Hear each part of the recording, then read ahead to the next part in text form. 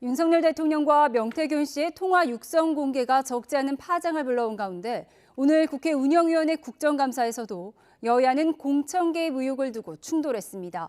야당은 명 씨와 거리를 두었다는 대통령실의 해명이 거짓이었다며 사과를 촉구했지만 여당은 민주당의 일방적인 의혹 제기라고 맞받았습니다. 국회 연결하겠습니다. 손효정 기자. 네, 국회입니다. 네, 운영위 국감에서도 어제 공개된 녹취 그리고 또 대통령 부부의 공천 개입 의혹이 가장 큰 쟁점이 됐죠. 네, 대통령 비서실 등을 대상으로 한 국회 운영위 국정감사에서도 여야 질의는 윤 대통령 공천 개입 의혹에 집중됐습니다. 문제의 녹취는 대통령 취임과 2년 전 재보궐선거 공천 발표를 하루 앞둔 2022년 5월 9일 윤 대통령이 공관위에 김영선을 공천해달라고 했다는 취지로 말하자 명 씨가 평생 은혜를 잊지 않겠다고 답한 내용입니다. 야당은 대선 경선 이후 명 씨와 연락을 끊었다는 대통령실 해명이 거짓이었다고 몰아붙였는데 정진석 비서실장은 해당 해명은 기억에 의존한 발언으로 거짓말이 아니라며 공천 개입 의혹도 민주당의 일방적인 주장일 뿐이라고 맞섰습니다. 경선 이후에는 대통령 문자 주고받지 않았다, 통화한 사실 없다 이렇게 얘기했잖아요. 그거는 거짓말. 대통령실의 알림은 네. 경선 이후에 네. 대선 과정에서 명태균 씨와 교류하거나 접촉한 사실이 없다는 이야기입니다. 그러니까 그래서 그게 거짓말이 아니다 이렇게 주장하고 싶으신 저는 그걸 거예요? 거짓말이라고 등식화시키는 건 좀 무리라고 생각합니다. 아, 대통령실은 또 명 씨가 경선 룰에 개입하려 하자 대통령이 연락을 매몰차게 끊었지만 취임 전날 전화가 와서 받았다며 해당 녹취는 법적으로는 물론 정치적으로도 문제가 없다고 강조했습니다. 정치적으로, 법적으로, 상식적으로 아무 문제될 게 없는 녹취 내용이라는 것을 분명히 대통령실이 확인해 드립니다. 여당도 민주당이 공개한 녹취가 짜깁기 된 게 아니냐며 1심 선고를 앞둔 이재명 대표를 지키기 위한 기획 폭로라고 목소리를 높였습니다. 이재명 아버지 보호하겠다고 일방적으로 국감 증인 불러서 창피 주고 막말한 것도 모자라서 이제 그게 안 통하니까 어제부터 막가파식 폭로 일삼는 것 같은데 민주당식 정치 공작이 사람을 죽이고 이게 폭력이에요. 국정감사 증인으로 채택된 김건희 여사와 대통령실 일반 증인 출석 문제를 두고도 여야 간 고성이 오갔습니다. 김 여사를 비롯한 불출석 증인에 대한 동행명령 발부 안건이 상정되자 여당은 의회 폭거라며 반발했지만 야당 주도로 의결됐습니다. 운영위 소속 민주당 의원들은 김 여사 등 불출석 증인에게 동행명령장을 전달하기 위해 조금 전 용산 대통령실을 찾았습니다. 네. 어제 녹취가 공개된 이후 여당 내 분위기는 어떻습니까? 네, 일단 지도부는 공식 대응은 자제하며 말을 아끼고 있습니다. 한동훈 대표는 침묵을 지키고 있고 추경호 원내대표도 회의 뒤 기자들과 만나 야권의 정권 흔들기라면서도 상황을 더 보겠다고 말했습니다. 법률적으로 문제가 없는 부분이고 녹취도 일부 짧게 나온 상황이라 정확히 이야기가 아직 어려운 상황이기 때문에 상황을 좀 더 보도록 하겠습니다. 민주당이 추가 폭로를 예고한 데다 운영위 국정감사를 지켜본 뒤 구체적인 사실관계가 확인되면 대응 수위를 조절하겠다는 방침입니다. 하지만 공천 개입에 직접 근거가 없다고 판단했던 여권은 대통령의 육성이 공개되자 당혹해하는 분위기가 역력합니다. 일단 친윤계를 중심으로 녹취 당시 윤 대통령은 공무원이 아닌 사인이기에 공천 개입이 아니라는 논리로 방어에 나섰습니다. 윤석열 정부 통일부 장관을 지냈던 권영세 의원도 라디오 인터뷰에서 윤 대통령에게 직접 물어보니 명 씨와 깊이 교류한 사이는 아니라고 했다며 법적으로 문제 삼을 부분은 없다고 말했습니다. 하지만 대통령실 거짓 해명 논란까지 불거진 상황에서 대통령을 무조건적으로 옹호하긴 곤란하다는 불만도 나오고 있습니다. 친한계 의원은 YTN과의 통화에서 대통령 당선인 신분이라 문제될 게 없다는 주장은 말이 안 된다며 국민에게 최소한 미안한 마음이라도 가져야 한다고 비판했습니다. 용산발 악재가 커지는 상황에서 한동훈 대표가 쇄신 방안으로 제시했던 특별감찰관 논의도 무색해졌다는 목소리가 나오고 있습니다. 다만 친한계는 물론 친윤계에서도 대통령실이 이번 의혹을 명확하게 해명하고 인적 쇄신을 비롯한 돌파구를 마련해야 한다는 의견이 설득력을 얻고 있습니다. 네, 한편 윤 대통령 녹취를 공개한 민주당은 대여 공세 수위를 높이고 있죠. 네, 민주당은 대통령이 사실상 공천을 지휘한 정황이 녹취로 확인됐다며 정치적 비상 상황으로 규정하고 압박에 나섰습니다. 이재명 대표는 오늘 최고위원회의에서 정부의 국정 운영이 마구잡이 범죄 행위로 구성돼 있다며 그야말로 범죄적 국정이라고 목소리를 높였습니다. 선거 과정, 또 선거가 끝난 후 그리고 국정을 하는 과정에서 이렇게 불법이 횡행하고 아예 대놓고 불법을 저지르는 그런 정권 처음 봤습니다. 박찬대 원내대표도 대통령실의 해명은 황당무계한 궤변이라고 꼬집었고 김민석 최고위원도 라디오 인터뷰에서 잠꼬대였단 변명 외엔 이젠 의미가 없을 것이라고 주장했습니다. 상황을 엄중하게 인식하는 만큼 대응 속도도 빨라지고 있는데요. 국회의원과 원외 지역위원장 등이 참여하는 비상연석회의를 긴급 소집했고 내일은 장외 집회에 나서 여권 공세에 당력을 집중할 예정입니다. 민주당은 어제 공개한 녹취 외에도 입수한 물증이 상당하다며 추가 폭로를 예고했습니다. 다만 아직까진 당 지도부가 공식적으로 대통령 탄핵을 언급하진 않고 있는데요. 섣불리 탄핵안 발의를 시도했다가 오히려 여권 결집을 유도할 수 있다며 결정적인 스모킹건이 나올 때까지 기다리겠다는 의도로 분석됩니다. 지금까지 국회에서 YTN 손효정입니다. 북한이 하루 전 발사한 대륙간 탄도미사일이 신형 ICBM인 화성 19형으로 최종 완결판이라고 주장했습니다. 발사 영상을 보면 뭉툭한 탄두가 눈에 띄는데 미국을 겨냥해 다탄두 탑재 능력을 과시한 거란 분석이 나오고 있습니다. 이종원 기자입니다. 이동식 발사대 위로 발사관이 서서히 기립합니다. 카운트다운이 종료되자 시뻘건 화염과 굉음을 뿜어대며 탄도미사일이 하늘로 솟아오릅니다. 북한은 이 대륙간 탄도미사일이 신형 ICBM인 화성포 19형이라고 주장하며 발사 영상을 공개했습니다. 최대 정점 고도 7,600여 킬로미터로 상승해 1,000여 킬로미터를 85분 56초 동안 비행했고 동해 공해상 예정 목표 수역에 떨어졌다고 전했습니다. 북한의 주장대로라면 마지막 ICBM 발사였던 지난해 12월 화성 18형보다 최대 정점 고도와 비행 시간 모두 늘었습니다. 북한은 이를 토대로 신형 화성 19형이 미사일 능력의 최신 기록을 경신했다며 기존 화성 18형과 함께 운용할 최종 완결판 ICBM이라고 주장했습니다. 딸 주혜와 동행한 김정은 국무위원장은 발사 현장을 지도한 뒤 핵무력 포기 의사가 없다는 뜻을 거듭 강조했습니다. 핵무력 강화 노선을 그 어떤 경우에도 절대로 바꾸지 않을 것임을 재산 명백히 확언하셨습니다. 이동식 발사대는 화성 18형 당시 사용한 9축보다 긴 11축짜리가 사용돼 미사일 크기도 더 커진 것으로 보입니다. 또 전문가들은 탄도 부분이 화성 18형과 달리 뭉툭한 점에 주목해 다탄두 탑재 능력을 과시하려는 의도로 분석했습니다. 화성 18형도 사거리는 미국 본토를 타격할 수 있을 것으로 평가된 만큼 탄두 중량을 더 늘려 파괴력을 강조하려는 목적에서 개발했을 가능성이 있다는 겁니다. 미국을 충분히 공격할 수 있는 그런 무기 체계를 완성했다라는 그런 의미로서 최종 완성판 뭐 이런 표현을 사용한 것이 아닌가 싶습니다. 다만 북한은 이번 시험 발사의 구체적인 목적에 대해선 직접 언급하지 않았는데 러시아 파병 대가로 이전받을 가능성이 거론된 대기권 재진입 기술을 확보했는지는 여전히 미지수란 분석이 나옵니다. 통일부는 북한의 ICBM 도발은 명백한 유엔 안보리 결의 위반으로 대미 압박이자 러시아 파병에 대한 국제사회 시선을 돌리려는 의도라고 평가했습니다. YTN 이종원입니다. 러시아 쿠르스크에서 우크라이나군과 교전하다 부상을 입은 북한군의 모습이라는 영상이 우크라이나 측 SNS에 올라왔습니다. 진위는 아직 확인되지 않았는데 영상 속의 남성은 러시아군이 제대로 된 무기도 주지 않고 공격에 참가시켰다고 주장했습니다. 홍주혜 기자의 보도입니다. 얼굴 대부분을 붕대로 감은 남성이 힘겹게 말을 이어갑니다.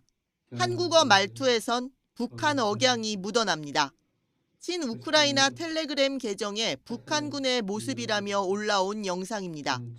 40명이 함께 있었는데 자신만 살아남았다고 주장합니다. 할아버지로서 정확한 일반 이야기들을 들었으나 이 존재는 실과 같습니다. 러시아군이 방어 시설을 구축하는 임무를 맡기기로 해놓고선 사지로 몰아넣었다고 비난합니다. 저희가 끌어서 무작정 공격전에 참가하도록 강요했습니다. 이 러시아 얘기들은 공격전에 아무런 정찰도 하지 않고 저에게 혼자 무기도 주지 않습니다. 푸틴 러시아 대통령이 거짓말을 한 거라며 러시아는 전쟁에서 질 거라고도 경고합니다. 반대로 우크라이나군은 최신형 무기로 무장했다고 말하는 이 남성이 실제로 러시아에 파병된 북한군인지는 확인되지 않았습니다. 그러나 사실이라면 북한군이 아직 전투에 배치되지 않았다는 미국 측 분석엔 배치되는 겁니다. 앞서 리투아니아 비정부기구 대표는 지난달 25일 우크라이나군 부대와 북한군이 처음 맞닥뜨렸고 북한군은 한 명 빼고 모두 숨졌다고 인터뷰하기도 했습니다. 그러면서 생존한 한 명은 몽골계 원주민인 부랴트인이라는 서류를 갖고 있었다고 덧붙였습니다. YTN 홍주혜입니다. 서울 강남의 한 오피스텔에서 교제하던 여성과 그 딸까지 살해한 박학선에게 무기징역이 선고됐습니다. 법원은 박 씨가 계획적이고 또 잔혹하게 범행했다며 사회에서 영구 격리해야 한다고 판단했습니다. 권준수 기자입니다. 지난 5월 박학선은 서울 강남에 있는 오피스텔에서 교제하던 60대 여성과 그 딸을 살해했습니다. 이별을 통보받았다는 이유에서였는데 박 씨는 그동안 우발적인 범행이었다고 주장해왔습니다. 신랑한테 전화하는 바람에 불러갖고 범행이 이루어진 거예요.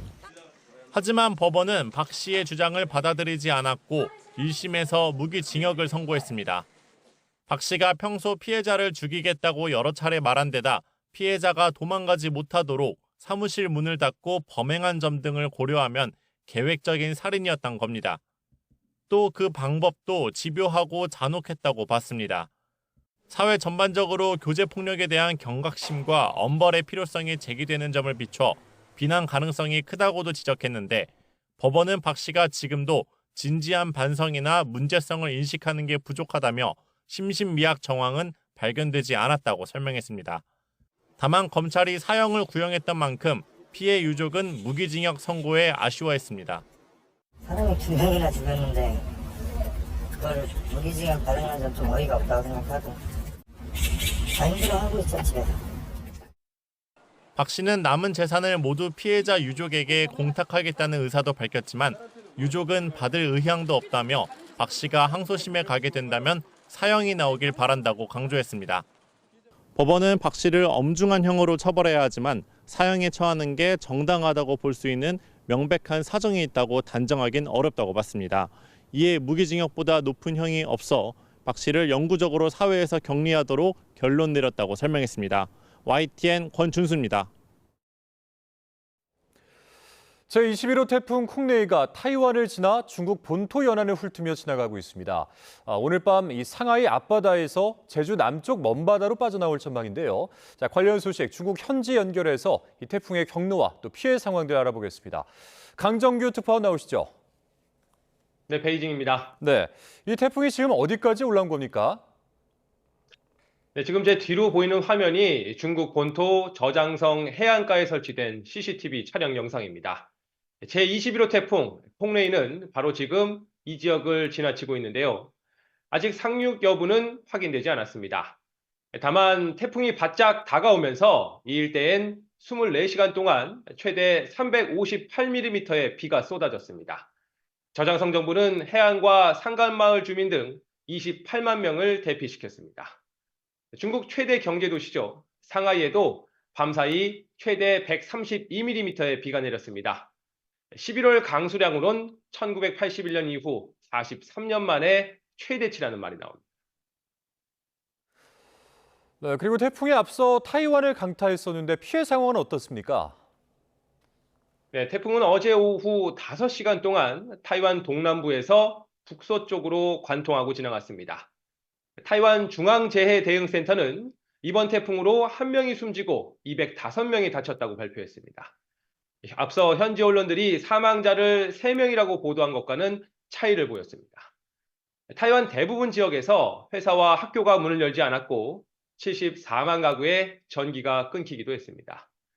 타이완 기상청은 1958년 관측 이래 처음으로 10월 말에 상륙한 가장 강력한 태풍이라고 밝혔습니다.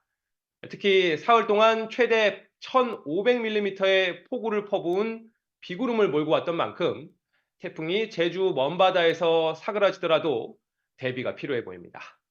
지금까지 베이징에서 YTN 강정규입니다. 네, 타이완을 강타한 태풍 콩레이, 현재는 세력이 약해진 채 중국 남부 해안을 따라서 이동하고 있습니다. 이 태풍은 밤사이 해상에서 저기압으로 약해질 것으로 보이는데요. 남은 비구름이 우리나라에도 영향을 줄 전망입니다. 이번에는 취재기자 연결해서 자세한 내용 들어보겠습니다. 자, 정혜윤 기자, 현재 이 제주도는 비가 점점 강해지고 있다고요? 네, 그렇습니다. 태풍 앞자리에서 수증기가 유입되면서 제주도는 비가 점차 강해지고 있습니다. 네, 태풍 콩레이는 현재 타이완을 지나서 중국 상하이 부근 해상을 지나고 있습니다. 네, 산맥이 많은 타이완을 지나면서 세력이 매우 강한 수준에서 현재 약한 강도로 약화했고 오늘 밤쯤에는 온대 저기압으로 바뀔 전망입니다. 우리나라는 태풍으로 인한 직접 영향은 없지만 앞으로 저기압에 동반한 비구름의 영향을 받을 것으로 보이는데요. 레이더 화면을 보시면 이미 태풍의 앞자리에서 수증기가 유입되면서 제주도와 남부지방을 중심으로 비구름이 계속해서 만들어지고 있습니다. 제주도는 시간당 30mm 안팎으로 강수량이 증가하면서 이미 100mm 이상의 다소 많은 비가 내렸습니다. 내일 새벽까지 산간지방을 중심으로 시간당 30에서 많게는 50mm 정도의 강한 비가 더 집중될 것으로 예상됩니다. 현재 제주도 북부와 남부 또 중산간 지방을 중심으로 호우경보가 내려져 있습니다. 제주도 남서부 지역으로도 호우주의보가 발령 중이고 제주도와 전남 섬 지역에는 강풍특보가 또 남부 해상을 중심으로는 풍랑특보가 발령 중입니다. 전남 남해안과 경남 남해안으로는 강풍 예비특보가 내려졌습니다. 내일 오전까지 제주도 산간에는 최고 300mm 이상의 호우가 쏟아지겠고 전남 남해안과 또 부산 등 경남 남해안으로도 최고 100mm 이상의 많은 비가 예상됩니다. 특히 제주도와 남해안에는 초속 25m 안팎의 강풍이 불겠고요. 해상으로도 너울송 파도가 지속되겠습니다. 제주도에는 항공기 지연이나 결항 가능성이 있겠고 비바람이 강해지는 해안 지역으로는 내일 오전까지 안전사고에 대한 주의가 더 필요합니다. 지금까지 과학기상부에서 YTN 정혜연입니다.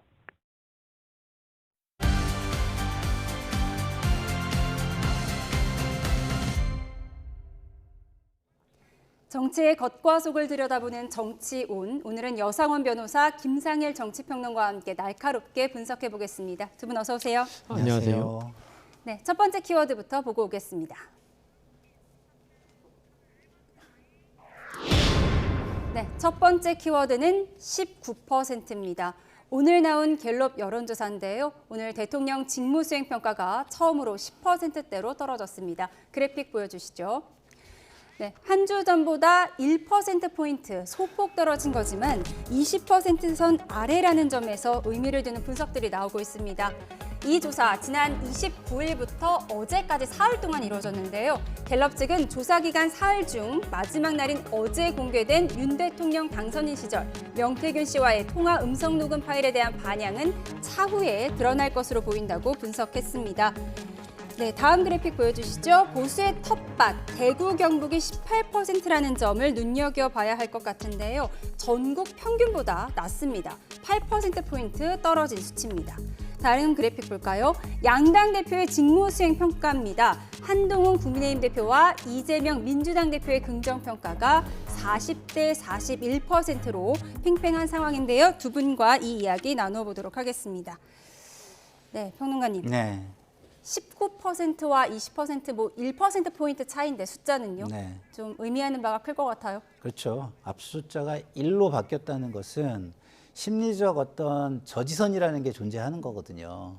그래서 그 심리적 저지선을 무너뜨리는 충격이 있는 변화다 이렇게 좀 보는 게 맞고요. 기본적으로 굉장히 이 충격적인 녹취가 공개된 것이 그 효과가 파장이 미반영된 상태에서 19%라고 사흘 중에 하루 한다면 정도 반영됐을 수 있다 이렇게 보고 있어요. 하루도 반영이 됐을지는 잘 모르겠습니다. 왜냐하면 반응 이런 것들은 반영이 되는데 거의 뭐 한 일주일 정도가 걸리거든요. 네. 그래서 그런 것을 볼 때 그런 것들이 반영이 안 된 수치로 보면 좀 더 우려를 하는 것이 맞다. 그래서 지금 대통령실의 반응이 굉장히 저는 어리석다. 거의 민심의 이런 분노를 무시하는 듯한 반응을 지금 보이고 있거든요. 이렇게 국민을 무시하면 그 분노가 훨씬 더 커질 것이다. 이런 생각이 듭니다. 지금 김건희 여사와 관련된 문제에 대해서 국민들이 느끼는 분노가 굉장히 크거든요. 그리고 그것에 대해서 대통령이 보이는 불통과 고집스러운 이미지가 국민들을 굉장히 더 분노를 크게 만들고 있거든요. 이거를 빨리 바꾸시지 않으면 저는 이 정권이 앞으로 굉장히 어려운 상황으로 점점 더 들어가지 않을까 이런 우려가 듭니다. 제 생각에는 지금 19% 물론 1% 차이가 크고 앞자리 숫자가 바뀐 게 의미가 있지만 문제는 지금 앞으로 계속 악화될 가능성이 훨씬 많은 지금 국민에 들어섰다. 악재가 더 많다. 예, 그래서 어떤 특단의 조치가 없는 이상 어떤 큰 일이 생기지 않는 이상 이 계속 낮아질 거니까 그렇다면 지금 19%도 사실 엄청난 숫자 아닙니까? 그런데 앞으로 대통령께서 이게 어떻게 될지 그게 이제 대통령 국정을 책임지고 있는 분인데 이런 식으로 계속 하향세로 계속 가고 그다음 명태균 씨 녹취 파일도 지금 그 껍데기만 지금 드러나고 있어요. 뭐 명태균 씨가 어떤 녹취 파일을 가진지 아무도 모르잖아요. 더 지금. 나올 수 있다. 예. 근데 그게 디테일로 가버리면은 국민들이 지금 이 외곽만 볼 때는 그렇게 충격을 갖다가 아직 절감을 못해도 그 내적으로 와서 어떤 구체적인 대화에서 더 심한 말이 나온다면은 대통령의 문제는 그러니까 지금 아까 19라는 걸 제가 자막을 잘못 봐서 119로 봤어요. 응급 상황이다 할 정도로 네네. 대통령께서는 진짜 긴급 상황이다. 조금 대처를 잘해야 될 것 같습니다. 네, 그런데 TK 지역 보수의 텃밭이잖아요. 예. 보수의 텃밭이 18%면 전국 평균인 19%보다 더 낮다는 건데 이 부분은 어떻게 봐야 거의 할까요? 충격적이죠. 그리고 지난주보다 7%가 내렸어요. 엄청나게 내린 거죠. 네, 8% 사실 포인트 정도 내렸습니다. 예. 보수의 뭐 성지라고 흔히 말하는데 대구, 경북, 그다음 PK는 대통령에 대한 어떤 절대적 지지를 보내온 데고 사실 뭐 대통령 선거에서 그랬고 사실 기대를 많이 한 거 아닙니까? 대통령에 대해서 어떤 국정 난맥상을 문재인 정부 시절에 국정 난맥상을 바로 잡아주기를. 네. 그런데 이게 난맥상 바로 잡을 뭐 조치는 전혀 없는 상태에서 오히려 본인이 난맥상 속으로 지금 끌려 들어가고 있고 그 원인이 대통령 본인의 어떤 뭐 정책의 실패 같으면 그건 무능이라고 해서 용서를 좀 해줄 수도 있지만 어떤 주위에 사람을 둘러싼 어떤 잘못된 판단 이런 거기 때문에 TK, 경북 이런 분들이 지금 대통령에 대해서 실망이 본격적으로 표출되기 시작했다. 이런 면에서도 심각하다는 거죠. 네, 다음 정당 지지율 그래픽도 좀 보여주시죠. 국민의힘 지지율이 32%, 오히려 지난주 30%에서 2%포인트가 오른 상황이고요. 그 다음 그래픽을 보시면 대구 지역 지지율은 53%입니다. 네. 그러니까 대구 지역에서 보면 대통령 지지율 18%와는 많은 차이를 보이고 있는 건데요. 이건 뭐 이제 대통령과 국민의힘 여당을 분리해서 보고 있다. 이렇게 해석해야 할까요? 그렇죠. 그러니까 기본적으로 이 지지층을 우리가 나누면 보수 지지층, 중도, 그다음에 진보 지지층 이렇게 있잖아요. 그러니까 보수와 진보 지지층은 각 진영에 대한 지지를 굳건하게 가지고 있다는 거예요. 굳건하게 가지고 있음에도 불구하고 전통적인 지지층, 그것도 아까 보수의 성지라고 불리는 TK에서조차도 김건희 여사는 못 봐주겠다. 여당은 여전히 지지하지만 그렇죠. 대통령 부부를 못 봐주겠다 이런 판단이 김건희 있다는 여사의 말씀이시죠? 지금 이런 이런 상황은 도저히 못 봐주겠다 이런 것이고요. 두 번째는 한동훈 대표가 일찌감치 이런 민심을 잘 읽었는지 차별화를 시작했어요. 그거의 효과도 상당히 크다라고 볼 수 있고요. 그리고 대통령께서 이 국민의힘을 뭐라고 했습니까?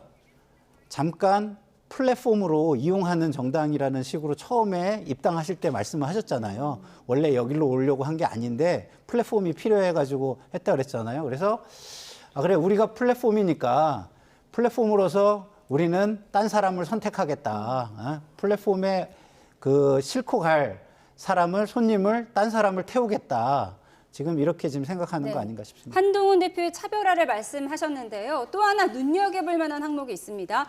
양대 정당의 대표 역할 수행 평가에서 한동훈 국민의힘 대표와 이재명 민주당 대표의 대표 역할 긍정률이 40%와 41%로 팽팽하게 나왔어요. 자, 그래픽을 보여주시면 좋을 것 같습니다. 이 대목은 어떻게 봐야 할까요? 그러니까 지금 명태균 씨 녹취 사태로 윤석열 대통령과 대통령실에 대한 그 국민들의 어떤 반감이 많은 건 맞아요.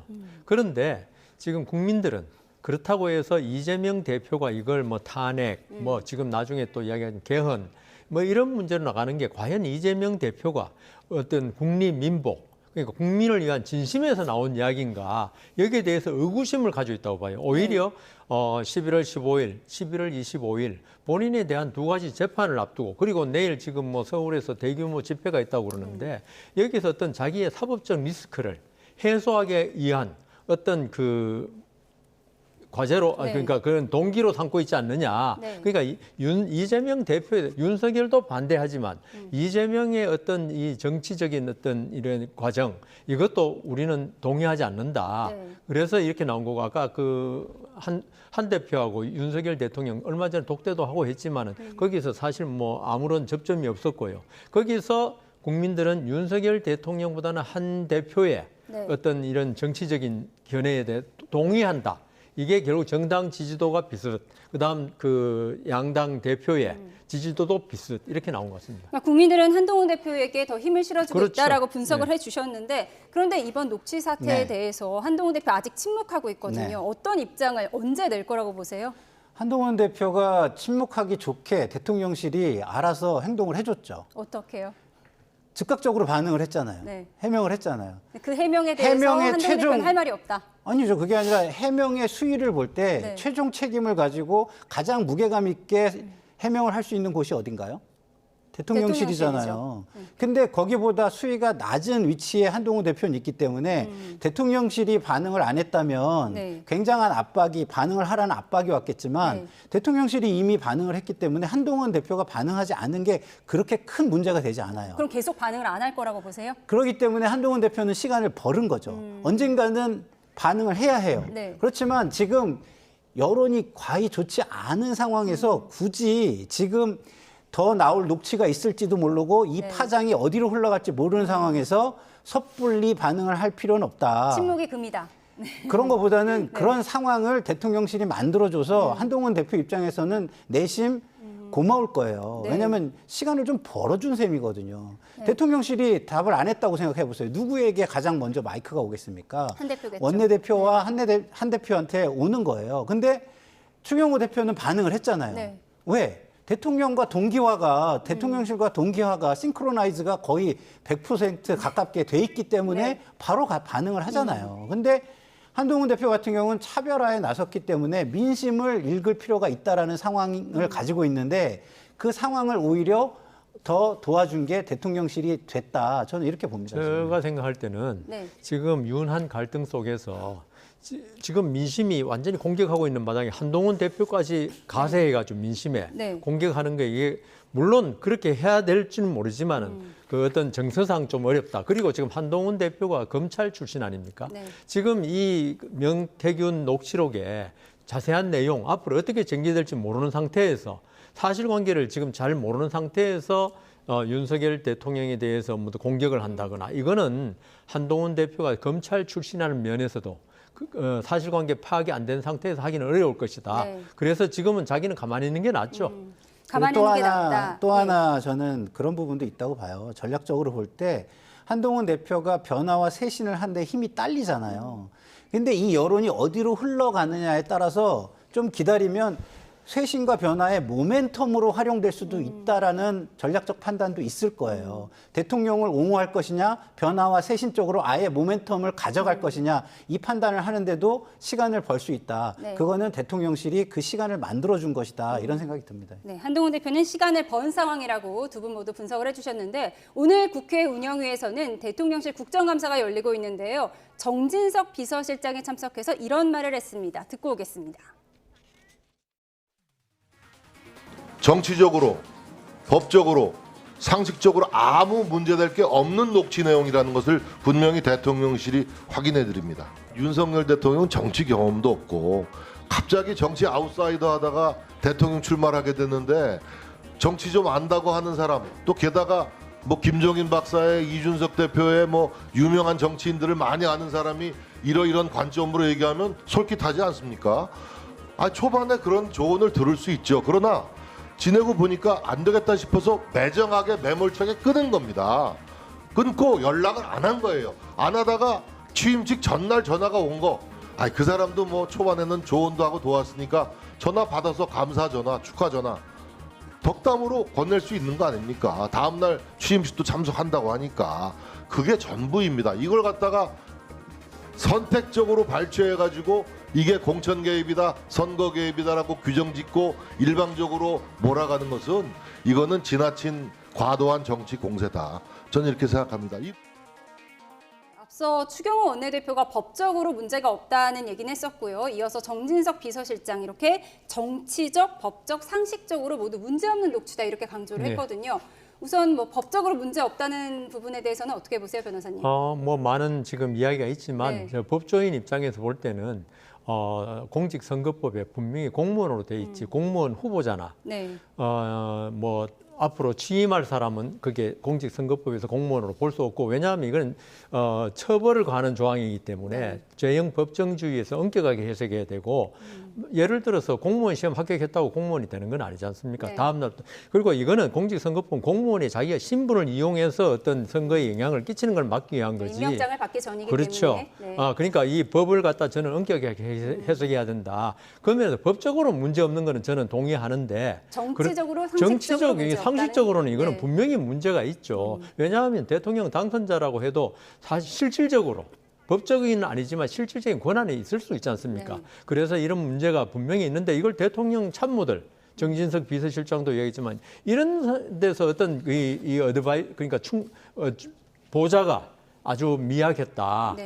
그래서 저는 이 부분에 관해서 정진석 실장의 해명 저는 그렇게 바람직하진 않다고 봅니다.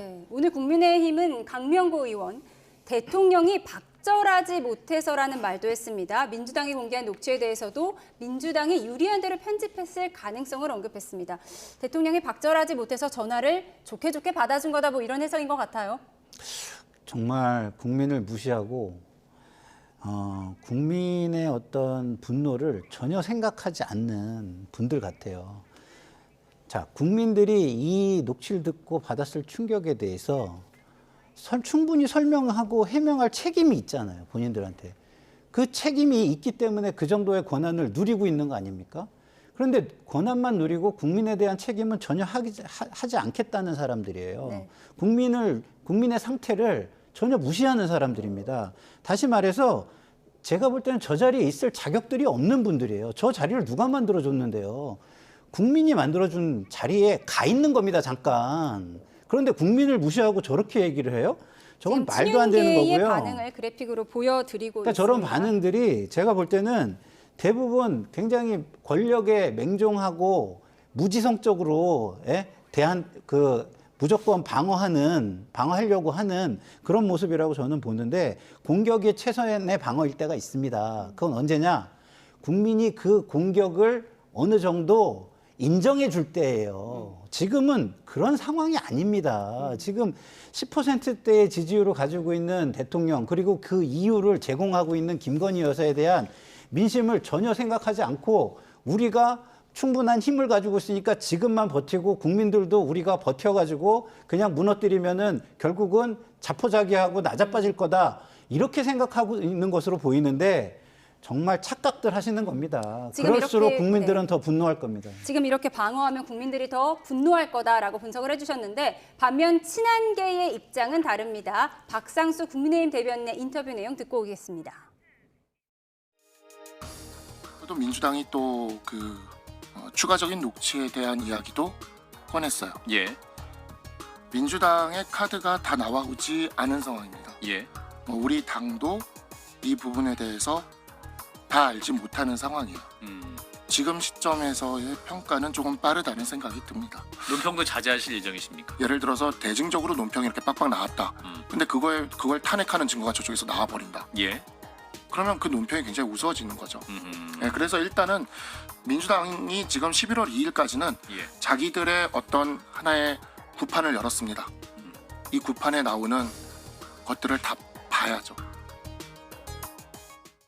네, 친한계는 이렇게 난감한 기색이 역력합니다. 민주당이 향후 추가 녹취를 공개할 가능성이 큰데 섣불리 논평했다가 더 꼬일 수 있다. 이런 불안감이 있는 것 같아요. 그런가 하면 친한계 조경태 의원은 당무감사를 해야 한다고 했는데 친한계다 보니까 한동훈 대표와 어떤 교감이 있은 후에 당무감사 얘기를 꺼낸 거 아니냐 이런 분석도 나오고 있거든요. 근데 제 생각에는 조경태 의원도 6선인가요? 상당히 선수가 높고 네. 이런 상태에서 그리고 아까 한동훈 대표 윤석열 대통령과 지금 사실 뭐 척까지는 아니지만 상당히 결이 다른 많은 말씀을 하고 있는 데서 한동훈 대표하고 교감은 좀 의심스러워요. 그건 아닐 것이다. 조경태 의원도 지금 너무나 지금 큰 위기에 처하니까 이런 거라도 통해 돌파구를 마련해 보자 그러는데 제 생각에 가능성이 있을까? 왜냐하면 지금 완전히 한나라당은 지금 아노미 현상이라 그러나요? 아주 혼란 상태에 빠져 있는데, 국민의힘이요. 국민의힘. 네. 아노미 현상에 빠져 있는데 여기서 당무감사를 한다고 해가지고 그리고 지금 더불어민주당이나 명태균 씨가 어떤 지금 카드를 가지고 있는지 지금 완전히 안 까진 상태에서 뭐 당무감사 해봤자 별로 나올 게 뭐 있겠습니까? 그래서 제 생각에는 이거에 우선하여 사실 이번 사태가 지금 계속 악화되고 있는 것도 저번에 김건희 여사의 그 7월 달 뭐 녹취록이 또 있었지 않습니까? 그런 게 없다고 하다가 다시 나와버린 바람에 김건희 여사 쪽의 해명이 완전히 신빙성을 잃었거든요. 이번에도 그 경선 당시 외에는 전혀 통화를 안 했다 그러다가 5월 9일 이 통화가 갑자기 나온 바람에 대통령실이 지금 완전히 그냥 신뢰성을 상실하게 됐어요. 그래서 제 생각에는 지금 참모들 아까 정진석 비서실장 나오고 했지만은 뭐 민정수석 뭐합니까? 나와가지고 허심 탄회가 사실 그대로 털어놨고 이야기를 해야지 대응 방안을 지금 마련할 수 있는데 이런 식으로 계속 그냥 미봉책에 지금 급급하니까 뭘 하나 하면 또 다시 나오고 그러면 또 그걸 덮으려고 그러니까 국민들은 안 믿어주고 그래서 제 생각에는 대통령실은 지금 뭐 당무감사가 중요한 게 아니고 우선 자기 측만이라도 어떤 대화를 했느냐 사실관계를 정확히 내부 조사라도 해야 된다. 내부에서 진짜 민정수석이 나서 한 다음에 어떤 그 대통령실의 해명 이게 우선되고 나서 그다음 당무감사라도 해야지요. 지금 이 상태에서는 별 의미는 없다고 봅니다. 네, 오는 10일, 11월 10일이 이제 윤 대통령의 임기 반환점이잖아요. 보통 그럴 때는 기자회견도 하고 어떤 이벤트가 있을 텐데 이에 대한 뭐 대통령의 직접 입장 표명이 있을까요? 있기를 바랍니다. 없으면 어떤 사태로 치달을지 저는 역사가 말해주고 있다고 생각하니까요. 역사를 조금 다큐멘터리 필름이라도 구해서 좀 보시고 그 다음에 진지하게 사과가 됐든 대국민 담화가 됐든 기자회견이 됐든 하시기를 바라고요. 그 내용은 당연히 친한계로 분류되는 홍준표 대구시장이요. 대통령실에 내각을 쇄신해야 한다. 이번에 윤통이 무너지면 보수 진영에 차기 대선이 없다. 이런 얘기를 했거든요. 뭔가 이거는 교감이 있었던 걸까요? 그런 거보다는요. 홍준표 대구시장은 그냥 머리에서 떠오르는 대로 그냥 막 떠드시는 분이기 때문에 전혀 고려할 가치조차가 없다고 저는 생각하고요. 자, 이런 겁니다. 조경태 의원이 좀 아까 당무감사를 하자고 했잖아요. 국민의힘이 정당으로 할 수 있는 최대한의 최선을 다하는 모습이에요. 그거라도 해야 돼요. 그거 사실은 국민이 만족해하지 않습니다. 사실은 고발을 해주면 좋은데. 근데 조사 대상이 대통령인데요. 아니 그 주변은 다 조사할 수 있잖아요. 대통령에게 누가 그걸 들고 갔는지 안 들고 갔는지 이게 유출이 됐는지 안 됐는지 그런 얘기를 들은 사람이 있는지 없는지 이런 거를 철저하게 다 조사를 할 수 있죠. 그러면 무슨 이점이 있냐? 국민의힘 입장에서는 대통령을 견인할 수 있는 레버리지를 확보할 수 있는 게 하나가 있어요. 네. 그리고 두 번째, 이게 너무 심각해서 이걸 어떻게 할 수 없는 정도라는 게 밝혀지면 어떻게 되냐. 아까 말씀드린 변화와 쇄신의 모멘텀으로 확실하게 활용할 수 있는 판단의 근거를 만들어낼 수 있습니다. 그렇기 때문에 지금 정당 입장에서는 대통령을 바로 증거가 확실하지 않은 상태에서 고발을 할 수는 없잖아요. 그렇죠. 그러면 국민을 위해 최선을 다하는 자세, 여론을 좀 받드는 모습은요, 지금 당무감사라도 되게 철저하게 하겠다는 의지를 보이는 게 맞습니다. 네. 당무감사의 필요성에 대해서 분석을 해주셨고요. 이어서 두 번째 키워드 보고 오겠습니다. 참 심각한 상황. 어제 윤 대통령과 명태균 씨의 녹취를 공개한 민주당의 움직임도 분주해졌습니다. 오늘 아침 이재명 대표는 이런 말을 했는데요. 듣고 오겠습니다. 불법 국정 이제 멈춰야 합니다. 공정과 상식을 말만 할 게 아니라 행동할 때다라는 말씀 드립니다. 민주공화국 주권 재민의 나라 주권자의 뜻을 최소한 존중해야 됩니다. 그리고 한 말씀 더 드리면 두려워하기 바랍니다. 국민은 물과 같아서 정권을 띄우기도 세우기도 하지만 언제든지 뒤집어 엎을 수 있다는 것. 백성이 나라의 주인이 아니라 왕의 소유물인 그 시대에도 그 왕들이 했던 이야기입니다. 물과 같아서 정권을 띄우기도 하고 세우기도 하지만 언제든지 뒤집어 엎을 수 있다. 이런 말을 했어요. 어떤 의미일까요? 뭐 그건 헌법 교과서에 나오는 이야기죠. 그리고 중국 고사에도 이런 이야기를 많이 하고요. 그리고 고 김종필 전 총리께서 국민은 호랑이다 이 말도 하셨죠. 당연한 말이죠.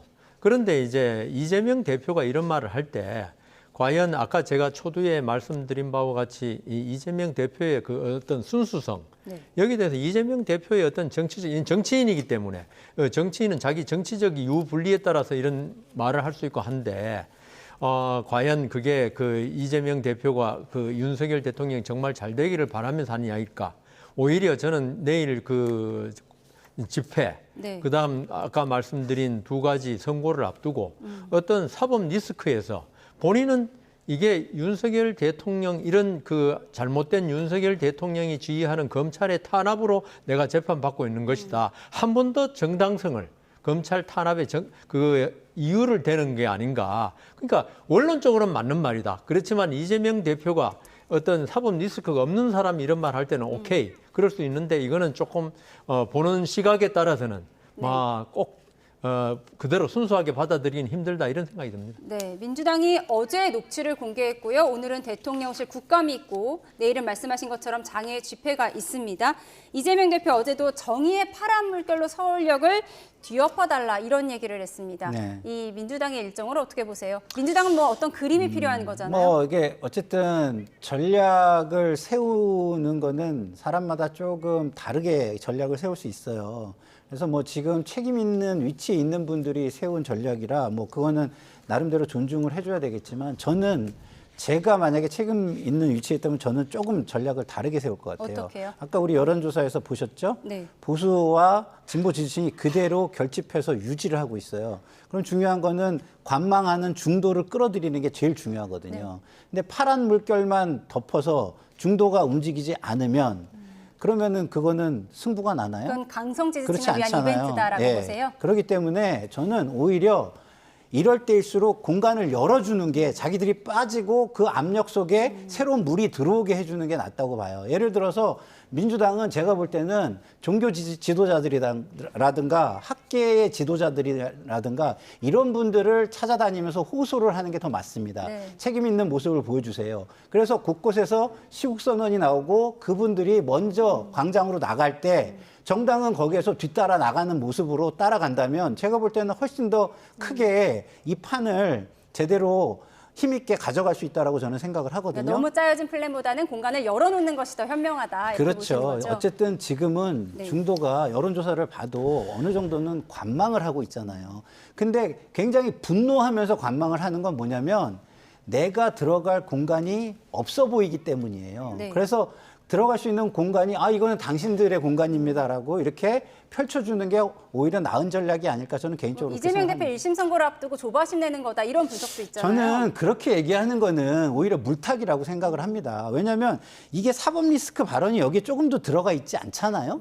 그러니까 무조건 색안경을 끼고 이재명 대표를 보는 거기 때문에 그럴 수 있다고는 보는데 네. 그것도 뭐 자업자득이겠죠. 그렇지만 저는 뭐 제3자 입장으로 볼 때 이 발언은 발언 그대로 봐주는 게 맞지 않는가. 지금 상황이 그런 상황 아니냐 이런 말씀을 드리고 사법 싶습니다. 리스크에 관해서는 이재명 대표 말에 그 말 들어갈 수가 없죠. 지금 윤석열 대통령 그 이야기하면서 내 사법 리스크 희석시키기 위해서 한다 이런 말은 안 들어가니까 이재명 대표는 원론적인 말밖에 할 수 없는 거죠. 네. 민주당 지도부는 녹취 공개 후에 직접적인 탄핵 발언에 대해서는 조심하고 있지만 대신 이런 말이 나오고 있습니다. 민주당 정성호 의원의 말 듣고 오시죠. 윤석열 대통령이 그나마 그래도 현재까지 2년 반이 되도록 아무런 성과를 낸 게 없습니다. 야당 탄압한 것 외에는 아무런 성과를 못 냈기 때문에 성과를 낸다고 하면은 지금 육공화국 헌법이 여러 가지 문제가 많이 있지 않습니까? 지금 권력 구조의 문제도 있고 그렇기 때문에 종합적으로 이걸 좀 바꿔봐야 된다 이런 생각이 있다고 하면 7공화국을 여는 그런 역할을 한다고 하면 윤석열 대통령도 성과 하나 남는 거고 본인도 살고 또 나라도 새로운 우리 국가도 변화의 계기를 만들 수 있지 않겠나는 게 저 개인적인 생각입니다. 정성호 민주당 의원은 윤 대통령 뭐 성과도 없는데 임기 단축 개헌이라도 하면 좋겠다 이렇게 얘기를 했어요. 이거 현실성이 있다고 보세요? 사실은 저는 저 발언은요. 아까 우리 변호사님이 말씀해 주신 것보다 이재명 대표의 발언보다 이게 더 사법 리스크를 고려한 발언으로 오해받을 수 있다고 저는 생각해요. 이렇게 하면은 이재명 대표의 선고가 나기 전에 대법 판결이 나기 전에 하자. 대법 판결 나기 전에 다음 선거를 치를 수 있게 만들 수 있거든요. 그래서 이 얘기는 저는 안 하는 게 좋겠다라는 생각이 들고요. 자, 정치는 롤링 페이퍼와 같은 거라고 저는 생각해요. 그게 뭐냐? 자, 롤링 페이퍼 우리 이하린 앵커님을 저희가 이제 예를 들어서 뭔가 이렇게 축하해 드릴 일이 있어서 롤링 페이퍼를 돌리는 거예요. 근데 저한테 왔는데 공간이 하나도 없어요. 빽빽하게 누가 다 썼어요. 예를 들어서 그 김영수 앵커님이 다 본인이 욕심이 있어가지고 너무 이하린 앵커님을 후배로서 사랑해가지고 다 썼어요. 그러면 저는 거기다가 저는 티도 안 나는데 쓸 마음이 들겠습니까? 전 정치는 그런 거라고 생각합니다. 국민들에게 이 롤링페이퍼를 돌려서 자기의 의사를 써서 드러낼 수 있게 공간을 열어주는 롤링페이퍼를 돌리는 일을 정치권이 하는 것이지 내가 잘났으니까 롤링페이퍼에 내가 잘난 글을 다 쓸 거야. 그럼 국민들은 거기에 어딜 들어오겠습니까? 저는 이런 생각이 듭니다. 국민을 위한 공간을 강조해 주셨습니다. 이어서 마지막 키워드로 가겠습니다. 화면 보여주시죠.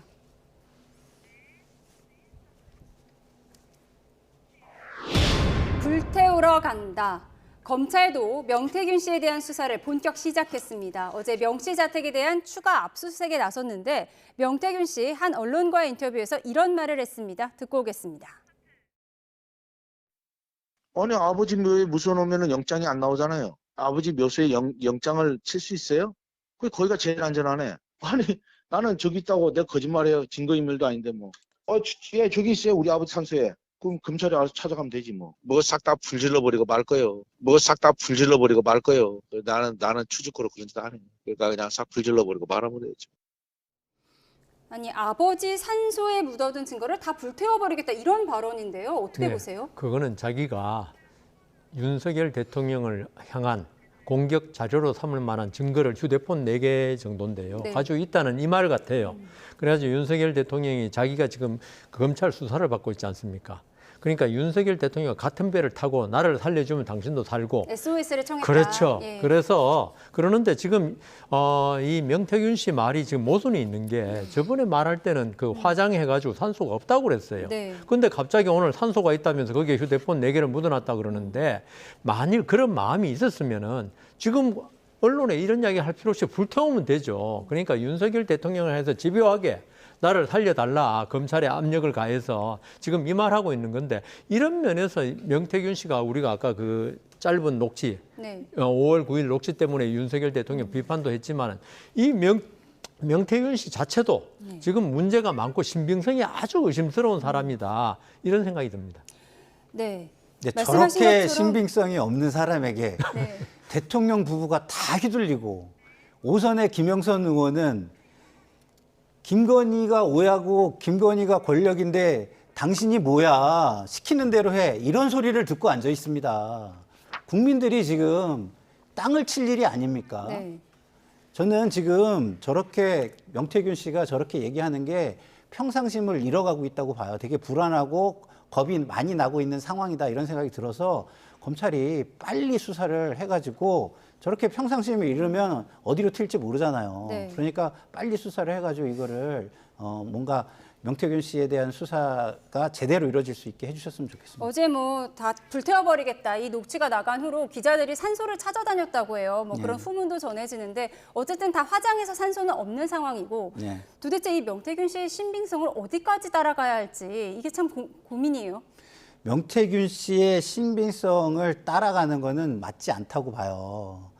명태균 씨를 압수수색을 하고 뭐를 하고 주변 정황 증거를 해가지고 그거를 명확하게 밝혀내는 것이 검찰의 임무다. 이렇게 얘기를 해야지 명태균 씨가 신빙성이 어느 정도 있느냐. 지금은 불안정한 상태인데 지금 뭐 어떨 땐 있고 어떨 땐 없고 그렇잖아요. 네. 근데 녹취에 보면은 지금 대부분의 것들이 사실로 드러나는 게 굉장히 많지 않습니까? 그래서 그걸 근거로 이게 불법적인 것까지 이어지는지 안 이어지는지를 검찰이 밝혀내야죠. 자꾸 왜 명태균 씨만 가지고 이미 나온 것도 많은데 명태균 씨만 가지고 자꾸 뭐 신빙성이 있네 없네 이런 소리를 합니까? 이거는 불법이 있었느냐 없었느냐, 국민들에게 피해가 있었느냐 없었느냐, 그리고 대통령과 여사에게 문제가 있느냐 없느냐 이걸 밝혀내는 게 너무 국민적인 국가적 사안이다 이런 말씀을 드리고 저는 싶습니다. 명태균 씨가 저런 애매모호한 태도 그리고 이것도 아니고 저것도 아닌 태도를 취하는 게 자기 방어라고 봅니다. 어떤 자기 태도를 명확히 해버리면 그다음부터는 상대방이 치고 나오면 더 이상 방어를 못 하거든요. 그래서 있는 듯 없는 듯 증거가 이런 식으로 계속 앞으로 나올 것 같아요. 자기 방어와 대통령실을 향한 SOS라고 분석을 해주셨습니다.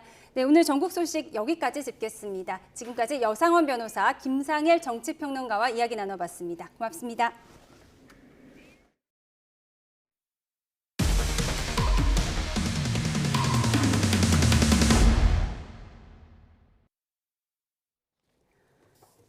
최근 렌터카 업체에서 고가의 차량을 빌려 위치 추적기를 떼버리고 훔치는 사건이 잇따르고 있습니다. 차량 밀수출을 노린 범행이 의심되는데 업계에 주의가 필요해 보입니다. 김희영 기자가 단독 보도합니다. 지난달 경기도 광주에 있는 렌터카 업체에 20대 남성이 찾아와 3억 원대 외제차를 빌렸습니다. 그런데 반납 예정 시간을 2시간 정도 앞두고 갑자기 차량의 실시간 위치를 알려주는 위치 추적기 신호가 끊겼습니다. 부랴부랴 이제 핸드폰을 알람을 뜬 걸 보고 차량이 서 있던 마지막 소재지인 인천으로 이동을 했는데 그 이동한 장소에는 차량이 있지 않았고요. A씨는 이 남성이 다른 업체에서 빌린 차가 충남 천안에서 발견됐다는 얘기를 듣고 근방을 뒤진 끝에 한 주유소 옆 공터에서 차를 발견했습니다. 업체가 되찾은 차입니다. 이곳에 설치돼 있던 GPS가 선이 잘린 채 트렁크에 버려져 있었고 내장재 부품도 여러 군데 뜯겨 있었습니다. 경찰은 차를 빌려간 남성을 검거하고 공범을 쫓고 있습니다. A씨는 지난 4월에도 비슷한 수법으로 외제차 한 대를 도난당했다가 인천에 있는 아파트 지하주차장에서 되찾았는데 당시 그곳에는 번호판이 떨어진 차들이 줄지어 있었습니다. 이런 사례들이 너무 많이 발생하고 있기 때문에 렌트카 업체 측에다가 공문이 다 내려온 상태고요. 밀수출로 의심이 되는 사례인 것 같고요. 저희 차량도 밀수출 나가기 전에 이렇게 찾아서 다행이었던 거지. 지난 9월에는 서울 성북구에 있는 업체도 출고한 지 석 달밖에 안 된 외제차를 빌려줬다가 도난당했습니다. 마지막 GPS 신호가 잡힌 천안까지 찾아갔지만 차는 사라진 뒤였습니다. 차를 빌린 범인은 사기 혐의로 구속 송치됐는데 차 행방은 아직 오리무중입니다. 움직이지도 않고 시동은 켜져 있는데 계속 그 자리에만 멈춰져 있는 거예요. 느낌이 이상해서 피해 금액은 지금 한 2억 2천 정도 돼요. 지난달 서울과 경기 고양시에 있는 렌터카 업체 두 곳에서 3억 9천만 원 상당의 외제차 2대를 빌려 밀수출 브로커에 넘긴 혐의를 받는 40대 남성도 지난주 구속 상태로 검찰에 넘겨졌습니다. 자동차 그 엔진의 고유 번호 같은 거를 뭐 지우거나 손괴해서 비교할 수 없도록 해서 밀수하는 경우도 있죠. 고가의 자동차 렌트하는 경우라면 더 신분 확인하든지 재정 상태라든지 신용카드라든지 심지어는 뭐 보증인도 한 명 뭐 따로 추가로 이렇게 뭐 요구할 수도 있고요. 전국 각지에서 렌터카 도난 사건이 잇따르면서 렌터카 업체들의 주의가 필요해 보입니다. YTN 김희영입니다. 인천공항 유실물 관리소에서 보관 중이던 위안화와 달러 등 수백만 원 상당의 외화가 도난당하는 일이 벌어졌습니다. 인천공항공사 자회사 측은 내부 직원의 소행으로 보고 경찰에 수사를 의뢰했는데요. YTN 취재 결과 외화 유실물 관리에 허점이 있었습니다. 윤웅성 기자가 단독 보도합니다. 지난 7월 한 중국인 관광객이 인천국제공항 유실물 관리소를 찾았습니다. 2달 전 출국하면서 잃어버린 가방을 찾기 위해서였는데 그 안에는 한화 600만 원 상당의 달러와 위안화가 들어있었습니다. 그런데 유실물 관리소에는 이미 한 달 전 누군가 가방을 찾아간 것으로 기록돼 있었습니다. 유실물 관리소를 운영하는 인천공항공사 자회사는 내부 감사를 통해 30대 직원 A씨가 주인이 찾아간 것처럼 허위 기재하고 돈을 가로챈 것으로 보고 대기 발령 조치했습니다. A씨는 돈을 가져가지 않았다며 부인하는 것으로 전해졌습니다. 그런데 이런 일이 벌어진 배경에는 분실한 외화에 대한 부실 관리 문제가 있었습니다. 잃어버린 현금이 관리소에 접수되면 한 달 동안 보관 후 경찰에 인계해야 하지만 외화의 경우에는 경찰에 넘긴 것으로 처리하고 실제로는 관리소에 보관해온 것으로 확인됐습니다. 유실자가 외국인인 경우가 많은 만큼 반환 과정의 편의를 위한 조치로 보입니다. 하지만 이렇게 원칙을 지키지 않으면서 도난이나 분실 등 위험은 커질 수밖에 없습니다. 그렇게 타격이 있는 것 같지도 않고 위에서는 쉬쉬하고 있고 직원들이 조금 회의감을 느낀다. 인천공항공사는 유실물관리소는 자회사가 운영하는 것이라면서도 재발 방지를 위해 자회사, 경찰과 협의해 개선 방안을 마련할 계획이라고 밝혔습니다. 자회사 측은 비슷한 사례가 있는지 확인하기 위해 접수된 유실물에 대한 전수조사 등 내부 감사를 진행하고 있습니다. 또 정확한 피해 규모와 범행 경위 등을 조사해달라며 경찰에 고발장을 제출했습니다. YTN 윤홍성입니다.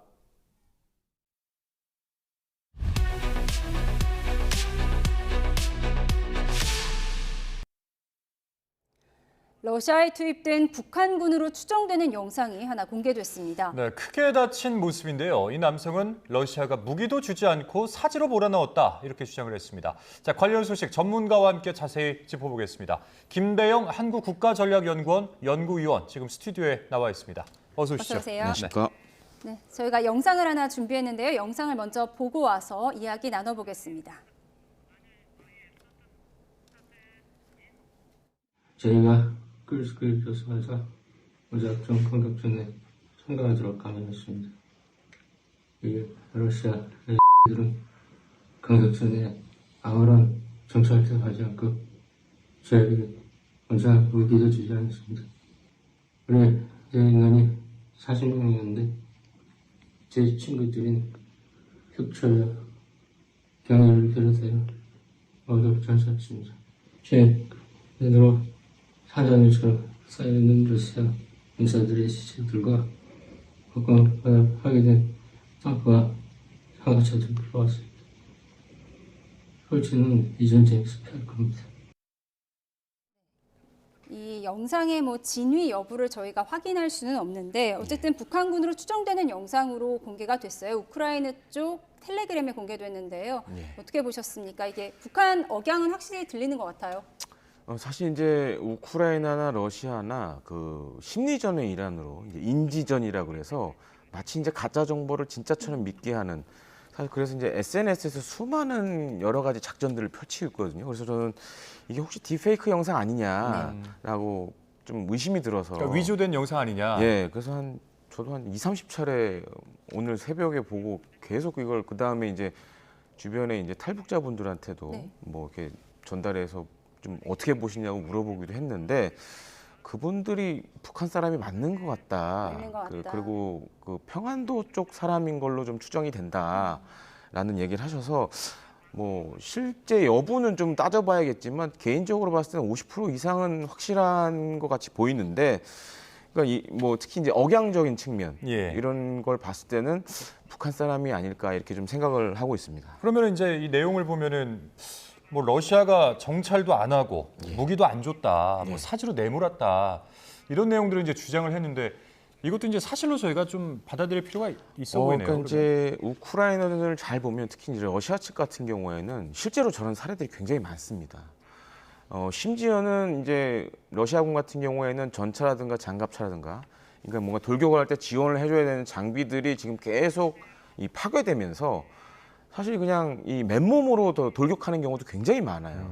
그래서 지금 이 발언 자체도 좀 신빙성이 있지 않나 이렇게 좀 보여지고, 또 한 가지로는 이게 중요한 부대, 특히 러시아군 같은 경우는 중요한 부대가 아니면 장비 지원도 굉장히 제한된 경우가 많습니다. 그래서 심지어는 2차 세계대전 때 썼던 소총을 들고 나오는 경우도 있어요. 그 정도로 지금 러시아군이 어떻게 이제 보급난이 심각하다 보니까 지금 뭐 진위 여부는 좀 봐야겠지만 북한군에게 과연 그럼 제대로 된 장비를 줄 수 있을 것이냐라는 문제가 좀 있긴 합니다. 지금 내용을 보면 부대원이 40명이었는데 모두 전사가 됐고 자기 혼자 살아남았다. 유일한 생존자다라고 말하고 있는데요. 사실 관련 보도가 예전에 나온 적이 있어요. 그때도 진위 여부는 확인할 수 없었는데 이 부분은 어떻게 보세요? 아마 그 전에 나왔던 그런 소식들이 좀 이제는 사실로 좀 바뀌는 거 아니냐라고 좀 보여지고, 그러니까 향후에 더 걱정이 되는 것은 지금은 이제 사실 이제 교전이라든가 이런 것들 영상이 나오고 있지 않지만 아마 이제 빠르면은 다음 주 정도면 이제 우크라이나 측이 이제 뭐 공격하는 뭐 북한군을 촬영한 드론 영상이라든가 그다음에 피해를 입는 영상이라든가 이런 것들이 나올 가능성이 굉장히 높습니다. 그러면 이게 사실 이제 북한군의 이 우크라이나 참전이 사실상 이제 공식화되는데 그러면 어떻게 보면 이제 레드라인을 완전히 넘어버리는 거죠. 그러니까 우리 정부 입장에서도 그런 상황에 오면 굉장히 좀 난감해지지 않을까 이렇게 좀 보여집니다. 이 북한군으로 추정되는 남성이 주장한 바, 아까 이제 저희가 보여드린 그 영상을 보면 말미에 푸틴은 이 전쟁에서 패할 것이다 이런 말을 또 하지 않았습니까? 근데 뭐 우크라이나군이 최신형 무기로 무장을 했다 이런 말도 한 것으로 전해졌는데 이 남성의 주장대로 실제로 어떤 군의 이 전력화의 차이가 좀 있을까요? 최근 들어서 좀 심각한 상황입니다. 그러니까 지금 이제 북한이 한 800여만 발 되는 포탄을 지원을 했는데 러시아에. 근데 이제 연초만 하더라도 우크라이나군이 포탄 한 발 쏠 때 러시아군이 한 8발 정도 쐈거든요. 근데 지금은 1대2 비율로 줄어들었습니다. 그만큼 이제 러시아군이 효율적인 전투를 못 하고 있다. 그리고 반면에 이제 우크라이나군 같은 경우에는 뭐 뒤에서도 언급을 해드리겠지만은 사실 지금 우리 측이 요구하는 무기들을 보면 포탄이 아니라 이제 방어용, 특히 이제 지대공 미사일을 요청을 하고 있거든요. 그렇게 봤을 때는 지금 우크라이나군 자체가 일단 화력 면에서는 러시아군에 뒤지지 않는다. 그리고 우리가 이 영상을 좀 주의 깊게 봐야 할 게 뭐냐면, 물론 진위 여부는 좀 추가적인 확인이 필요하지만 아무래도 우크라이나에 한국어를 하는 사람이 옆에 있었던 것 같아요. 그러니까 저렇게 자연스럽게 답변을 하는 거 봤을 때는 질문도 한국어로 했을 것이다. 그렇습니다. 그럴 가능성도 충분히 있지 않나 이렇게 보여집니다.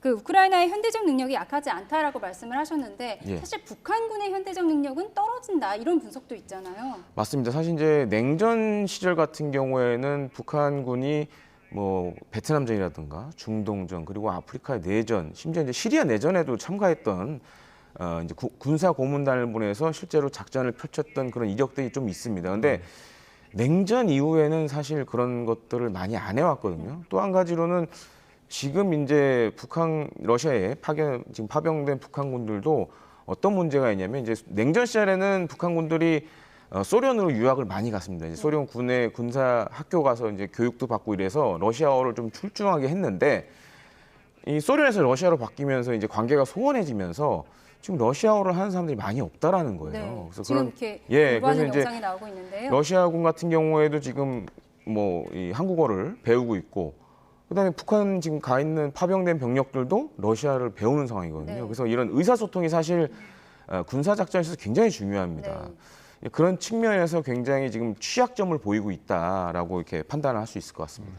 근데 이제 이 영상과 관련해서는 뭐 말씀해주신 대로 뭐 진위 여부를 조금은 저희가 좀 기다려두고 좀 더 지켜봐야 될 일이긴 하지만, 근데 이 내용 자체가 앞서 이제 리투아니아 비정부기구가 주장했던 그 내용과 대부분 좀 일치한다 이런 관측도 있거든요. 이거는 어떻게 보세요? 저도 사실은 처음에 이 NGO 단체에서 이렇게 흘러나왔을 때 이게 일종의 그 인지전 차원에서 이 우크라이나 정부 쪽에서 좀 흘리는 게 아니냐라고 생각을 했는데, 오늘 나온 영상을 봤을 때는 야, 이게 좀 사실로 좀 보여진다. 그리고 이제 영상에서도 한 40여 명이 투입이 됐다라고 이렇게 얘기를 하는 거 봤을 때는 뭐 그래도 좀 연관성이 있는 얘기를 지금 하고 있는 것이 아니냐라고. 이름도 말하고 있고요. 예, 그렇습니다. 그런 네. 측면에서는 사실은 좀 신빙성이 좀 높다라고 얘기할 수 있겠죠. 네, 그런데 젤렌스키 우크라이나 대통령은 북한군 실전 투입이 아직 안 됐다. 그리고 전사자가 나왔다는 보도도 사실이 아니다. 이렇게 부인하고 있는데요. 이건 왜 그렇다고 보세요? 아무래도 이게 NGO 단체에서 나왔다 보니까 이 뭐 정말 젤렌스키 대통령까지 전달하는 과정에 뭔가 좀 이 문제가 있지 않았나 이렇게 좀 보여지고, 또 한 가지로는 지금 이제 본격적으로 북한군이 투입되기 시작하면은 아마 좀 젤렌스키 대통령도 입장이 바뀌지 않을까 좀 이렇게 좀 판단이 됩니다. 우크라이나 그 젤렌스키 대통령이 인터뷰에서 한국에 원하는 무기 지원을 요청하겠다. 그러면서 이제 가장 먼저 필요한 거는 방공 시스템이다 이렇게 말을 했거든요. 예. 이게 이제 정확히 어떤 무기를 지칭하는 건가요? 그러니까 지금 우크라이나의 주요 대도시들, 특히 이제 민간인들이 거주하는 지역에 러시아군이 이제 순항 미사일이나 그다음에 자폭 드론 같은 걸 이용해서 지속적인 공격을 벌이고 있습니다. 그러니까 군인을 상대로 하는 게 아니라 이제 민간인을 상대로 하다 보니까 그러니까 우크라이나 측에서 봤을 때는 굉장히 뼈아픈 이게 손실이 될 수밖에 없거든요. 그러니까 그런 것들을 요격할 수 있는 무기를 지금 지원을 해달라. 대부분이 다 이제 지대공 미사일 종류라고, 이게 지상에서 하늘을 나는 전투기라든가 무인기를 요격할 수 있는 이런 것들을 지금 요청을 하고 있는데, 그래서 뭐 일각에서는 이제 우리 K방산의 지금 대표주자라고 할 수 있는 뭐 천궁 같은 이런 것들을 지원해야 되는 거 아니냐라고 이제 많이 말씀들 하시는데, 뭐 당장 오늘만 하더라도 어제라고 할 수 있겠죠. 이제 북한이 ICBM 발사를 했는데, 사실 우리도 지금 한국형 미사일 방어 체계를 구축을 하고 있고, 그래서 이런 미사일들을 사실 지원하기 쉽지가 않아요. 쉽지 않습니까? 예, 왜냐하면 이제 우리 군의 전투력에 어떻게 보면 이제 구멍이 생길 수 있기 때문에, 그래서 나온 얘기가 이제 과거에 우리가 이제 미국에서 도입한 호크 지대공 미사일 이런 것들, 이제 퇴역한 무기들. 이런 것들을 지원하는 것을 이제 하나의 방안으로 이제 검토를 하고 있는 미국 걸로. 측에서는 써도 된다 이렇게 얘기했잖아요. 예, 그렇습니다. 왜냐하면은 예를 들어서 이제 미국이나 해외에서 도입한 무기들은 제3국에 이전하려면은 그 나라 정부의 허가를 받아야 됩니다. 그래서 이제 그런 측면에서 일단은 미국은 어느 정도 결정을 해준 것 같고요. 또 한 가지로 우리가 지원할 수 있는 게 이제 과거 우리가 프랑스에서 도입한 견차식 지대공 미사일이 있습니다. 이제 개인이 쓸 수 있는 그런 좀 사거리가 짧은 지대공 미사일이 있는데, 이런 것들도 지원 카드로 좀 검토해 볼 수 있지 않나 이렇게 좀 생각을 해봅니다. 네. 그런가 하면 러시아에 간 북한 장교 명단 3명이 알려져 있습니다. 우크라 대표단이 공개를 했는데요. 네, 그래픽을 좀 보여주시면 좋겠습니다. 김영복 부총참모장 이미 확인이 됐고요. 리창호 정찰총국장, 심금철 인민군소장 2명이 추가가 됐는데요. 예. 어떤 사람인지 한번 그래픽과 함께 설명을 해주시죠. 예, 특히 우리가 좀 주목해야 될 것이 그 리창호 정찰총국장으로 보입니다. 그러니까 정찰총국이 하는 역할이 주로 우리와 관련된 이 대한민국의 안보를 위협하는 것과 관련돼서 주도적인 역할을 하고 있는 기관이거든요. 근데 이 리창호 정찰총국장이 갔다라는 것은 어떻게 보면은 향후의 정찰총국이 이 우크라이나전에서 지금 이제 일례로 뭐 드론이라든가 아니면 이런 것들을 배워서 이걸 또 우리한테 쓰려고 하는 의도도 좀 담겨져 있지 않나. 그리고 정찰총국 같은 경우 특히 이제 사이버 공격 같은 거를 과거에 우리나라에 여러 차례 시도한 바가 있습니다. 그러니까 이제 우크라이나에 대한 사이버 공격도 어쩌면 북한이 담당할 수 있다라는 메시지로도 보여지고요. 또 한 가지로는 이게 우크라 대표단이 이런 걸 계속 공개하는 걸 봤을 때는 약간 우크라이나가 지금 알게 모르게 북한의 일거수일투족을 다 감시하고 있다라는 메시지도 전달을 하고 있거든요. 그러니까 그런 측면에서 봤을 때는 어쩌면 이 러시아에 있는 북한 군인들을 대상으로 우크라이나 정부가 테러라든가 이런 것들을 계획하고 있을지도 모른다. 좀 이렇게 예상을 해봅니다. 예, 뭐 이렇게 저희가 이제 그래프로 보여드렸던 3명 중에 이 정찰 총국장 리창호 이 인물에 대해서 설명을 해주신 건데 신금철이라는 사람은 좀 상대적으로 베일에 많이 가려져 있는 인물이라면서요. 이제 소장으로만 알려져 있는데 어떤 임무를 수행할 것으로 보이십니까? 뭐 저도 정확히 이 사람이 그 북한군에서 어떤 역할을 하고 저 있는지 인물이죠? 모르겠는데, 근데 이제 김정은과 같이 사진을 찍을 정도라면 아무래도 이제 북한군 내에 김정은과 밀접한 사람이 아니겠느냐. 그러니까 지금 이제 북한군이 파병이 됐을 때 러시아 측과 여러 가지 협조 사항들이 있을 겁니다. 그런 것과 관련돼서 어떻게 보면 이제 북한의 그 러시아군과 협조하는 그런 중요한 역할을 맡을 것으로 좀 보여집니다. 네. 어제 발사한 ICBM 얘기도 좀 해보도록 하겠습니다. 북한이 어제 발사한 ICBM 최신형인 화성 19형이라고 밝혔습니다. 그러면서 최종 완결판 ICBM이다 이렇게 주장을 했는데 그럼 기존과 어떤 점이 달라진 건가요? 그러니까 최초에 이제 뭐 영상이나 사진이 나오기 전까지만 하더라도 이 발사 차량, 이동식 발사 차량인 텔이 12축이 아니냐, 그러니까 타이어가 한 24개 달려 있는 거 아니냐 했는데 막상 이제 공개된 사진이나 영상을 봤을 때는 12축은 아니었고 생각보단 짧다. 기존에 있던 11축을 그대로 쓴 것 같은데 다만 이제 좀 미사일의 형태, 특히 이제 앞부분이 좀 영상이 나오고 있지만 자세히 보시면 미사일의 앞부분이 이전형보다는 좀 더 커진 것 같습니다. 그래서 이제 북한이 지금 노리고 있는 것 중에 하나가 그래픽으로 보여드리고 있습니다. 그렇습니다. 그러니까 지금 이제 비행 거리라던가 비행 거리는 뭐 지난번과 대동소이하지만 정점 고도가 한 1,000km 이상 올라갔어요. 근데 이거를 만약에 이제 정상적인 발사로 계산해 보면 뭐 10,000km 이상 날아갈 수도 있을 걸로 보여지거든요. 그러니까 미국의 뭐 동부라든지 서부 이런 데 타격이 가능할 정도의 그런 사거리를 갖는 게 아니냐. 그리고 그럼 미국 본토를 다 그렇습니다. 커버할 수 있다는 거죠. 그리고 또 한 가지 문제가 이전 화성 18에 비해서 앞부분이 좀 커진 걸 봤을 때는 탄두를 좀 여러 개 실으려는 목적이 아니냐. 특히 이제 핵탄두를 여러 개 실으려는 목적이 아니냐로 좀 보여지고요. 근데 이제 하지만 이제 한 가지 문제가 있습니다. 지금 이제 ICBM이나 이제 북한이 얘기하는 장거리 미사일들 같은 경우에는 그동안 여러 차례 시험 발사는 했지만 핵심 성능이라고 할 수 있는 대기권 재진입은 한 번도 보여준 적이 없거든요. 그러니까 이게 아직도 좀 미지수라는 거죠. 근데 이제 좀 걱정이 되는 것 중에 하나가 물론 이제 북한이 러시아에 많은 병력을 파견하는 거는 일종의 이제 현금을 마련하기 위한 수단도 있지만 어떻게 보면 러시아의 군사 기술을 이제 받아오려는 목적도 있거든요. 그렇게 봤을 때 이 대기권 재진입 기술 이걸 향후에 러시아가 아마 지원할 가능성이 있지 않나 이런 측면에서 상당히 좀 우려가 되는 상황입니다. 이 발사 현장에 또 딸 주애가 동행한 모습도 또 눈길을 끌었는데 사진도 공개가 됐었잖아요. 좀 너무 좀 앳된 모습이었는데 이 김주애의 시험장 참관 이거 어떤 의미로 봐야 되는 거예요? 그러니까 지금 이제 추정하기로는 김주애 나이가 11살, 12살 정도로 지금 보고 있거든요. 근데 뭐 아시겠지만 11살, 12살 아이가 새벽에 일어나서 이렇게 아빠와 같이 미사일 쏘러 간다는 것 자체가 우리나라로 말하면 뭐 5학년, 6학년 그렇죠. 요 나이 때인데요. 굉장히 비정상적이라고 얘기를 드리고 싶은데 근데 저렇게 동행을 하는 거 봤을 때는 아무래도 이 후계자의 위치를 좀 공고히 하려는 그런 목적이 크지 않나라고 보여지고요. 또 한 가지로는 뭐 많은 전문가분들이 얘기를 하시지만 이제 김정은 위원장의 건강 상태가 좀 사실 많이 안 좋다는 얘기가 나오고 있기 때문에 그런 후계자 수업 차원에서 이렇게 공개 행보를 하는 것이 아닌가 이렇게 좀 예상이 됩니다. 후계자가 아닐 수 있다는 의견 한번 들어보고 오겠습니다. 박지원 민주당 의원의 의견인데요. 듣고 오겠습니다.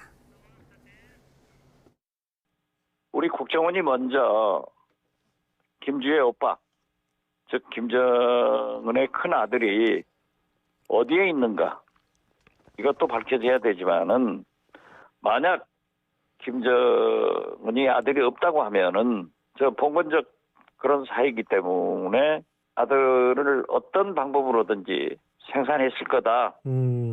그래서 저는 김주애는 후계자는 아니다. 오히려 제가 생각할 때는 그 나이 때 김정은과 김여정은 스위스에 유학 가 있었거든요. 그래서 나는 김주애가 처음에 나타났을 때 다른 여자아이가 나타났을 때 아니다. 유학 가 있을 수 있다 했는데 그 아들은 나타나지 않고 김주애를 계속 띄우는 것은 저는 그 아들 거기 유학을 은폐시키는 것 아닌가 그렇게 생각하고. 김주애가 후계자가 아니고 아들이 따로 있을 것이다. 이 의견에 대해서 어떻게 보세요? 뭐 여러 가지 가능성이 있지만 이제 김정일 시절 때 김정은이 이렇게 후계자로 지명을 된 걸 봤을 때는 그 몇 가지 좀 스토리들이 있습니다. 그러니까 지도자로서의 일종의 성격을 어렸을 때 보여줬다라는 그런 증언들이 많이 나왔기 때문에 뭐 아들이고 딸을 떠나서 김주애가 좀 그런 성격을 가지고 있는 거 아니냐. 그래서 이런 공개 행사, 특히 이제 미사일 발사라든가 어떻게 보면 북한이 중요시하는 행사에 계속 보여주는 것이 어떻게 보면 후계자 수업의 일종이라고 좀 판단이 됩니다. 알겠습니다. 여기까지 듣겠습니다. 지금까지 김대영 한국국가전략연구원 연구위원과 함께 이야기 나눠봤습니다. 오늘 말씀 고맙습니다. 고맙습니다.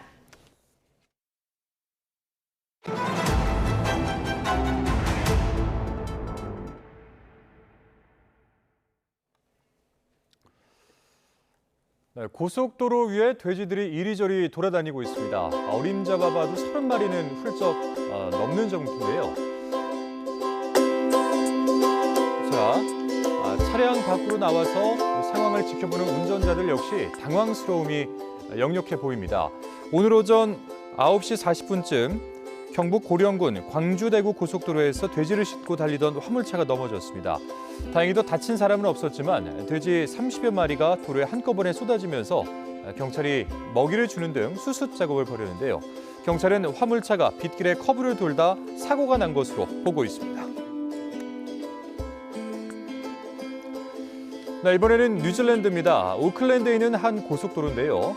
갑자기 새 한 마리가 이렇게 CCTV 화면을 덮칩니다. 바로 찌르렉입니다. 화난 표정으로 마치 카메라를 향해 무슨 말이라도 하는 것 같은데요. 본인을 찍지 말라는 걸까요? 한참을 얘기하더니 후련히 떠나버립니다. 현지 시각으로 지난달 10일 뉴질랜드의 고속도로를 모니터링하는 교통국에 촬영된 영상인데요. 생생한 표정이 고스란히 찍힌 이 영상이 SNS상에서 입소문을 타고 있습니다.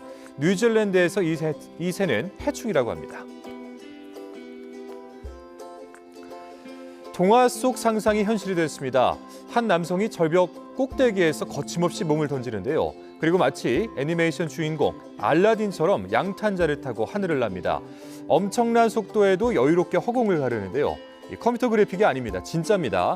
사실 이 남성은 프랑스의 극한 비행 선수인데요. 어릴 적 보고 반했던 알라딘의 마법 양탄자 비행 장면을 현실로 구현하기 위해서 40번 넘는 실전 훈련을 거듭하며 단단히 준비했다고 합니다.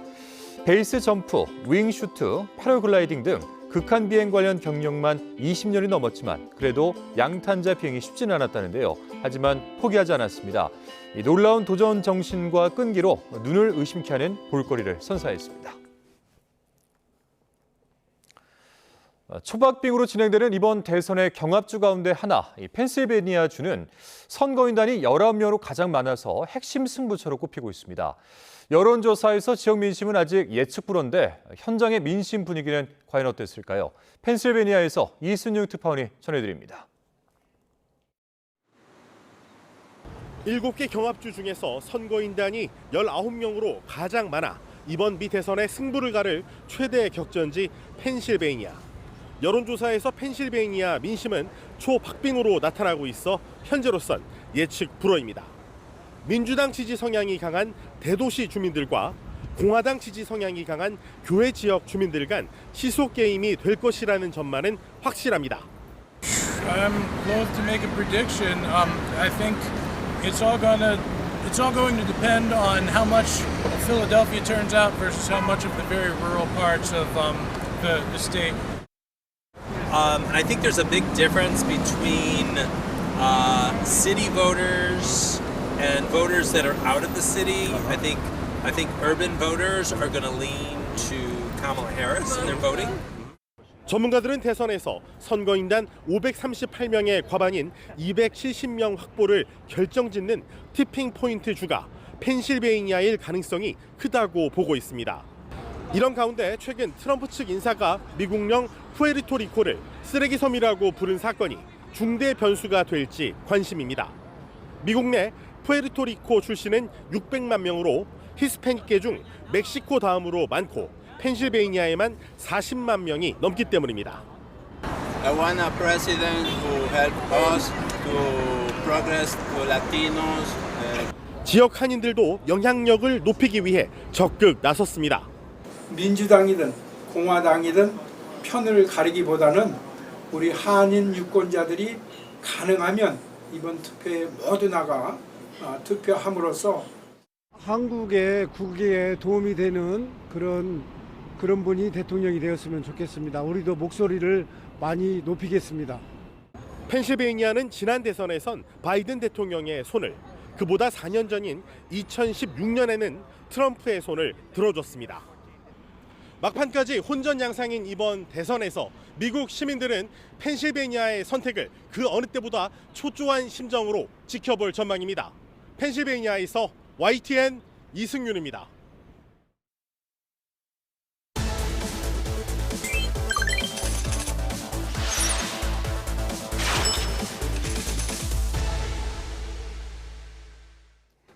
경제 이슈 친절하게 풀어드리는 경제픽 시간입니다. 네, 이 시간 최두희 기자 나와 있습니다. 어서 오시죠. 네, 안녕하세요. 네. 자, 첫 번째 키워드는 영상으로 준비되어 있습니다. 함께 보시죠.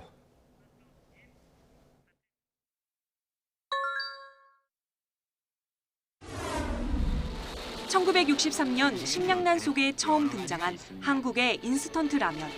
60년이 지난 지금 우리나라 대표 서민 음식을 넘어 세계인의 입맛을 사로잡고 있습니다.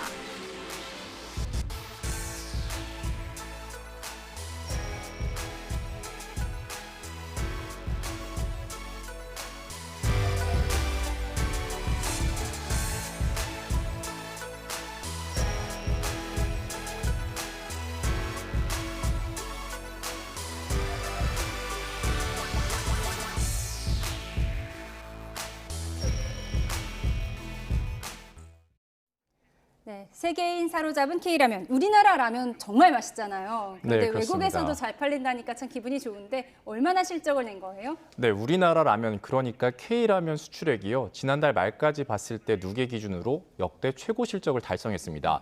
월별로 한번 그래픽을 보면서 말씀을 드리면요.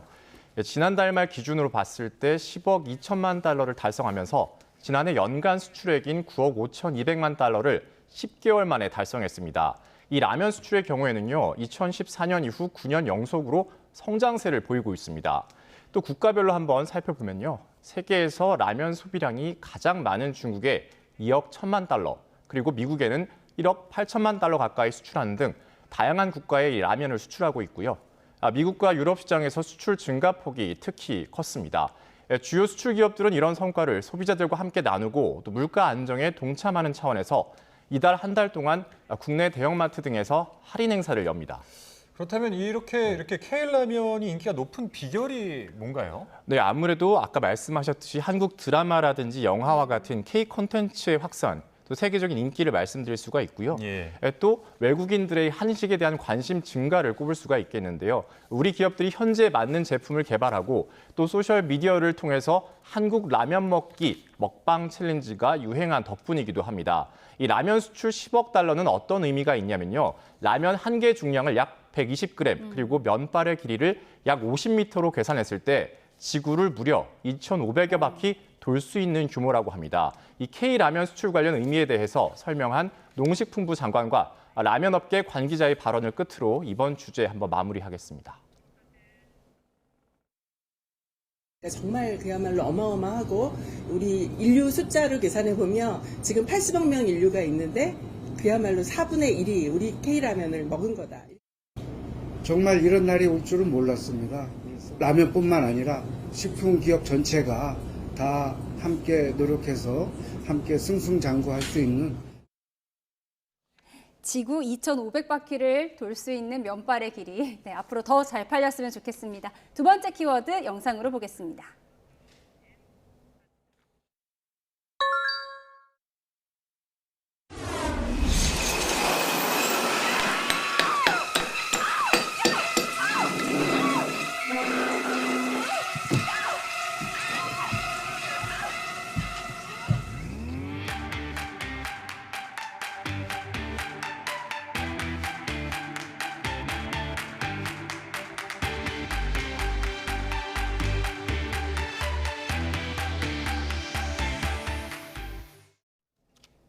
건설업계가 층간소음 잡기 위해서 신기술을 개발한 것 같은데 어떤 기술이에요?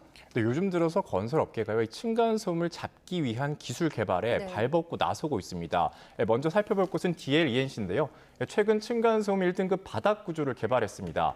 기존의 가정용 에어컨 소음 수준인 38에서 40데시벨 정도의 이 소음 차단 성능에서 도서관 소음 수준인 35데시벨 안팎으로 이 소음 차단 성능을 한 단계 더 높였고요. 이 소음을 잡아주는 고성능 완충제를 단순한 구조로 구성해서 이 시공 과정을 줄였고 적정한 원가도 확보해서 즉시 상용화가 가능합니다.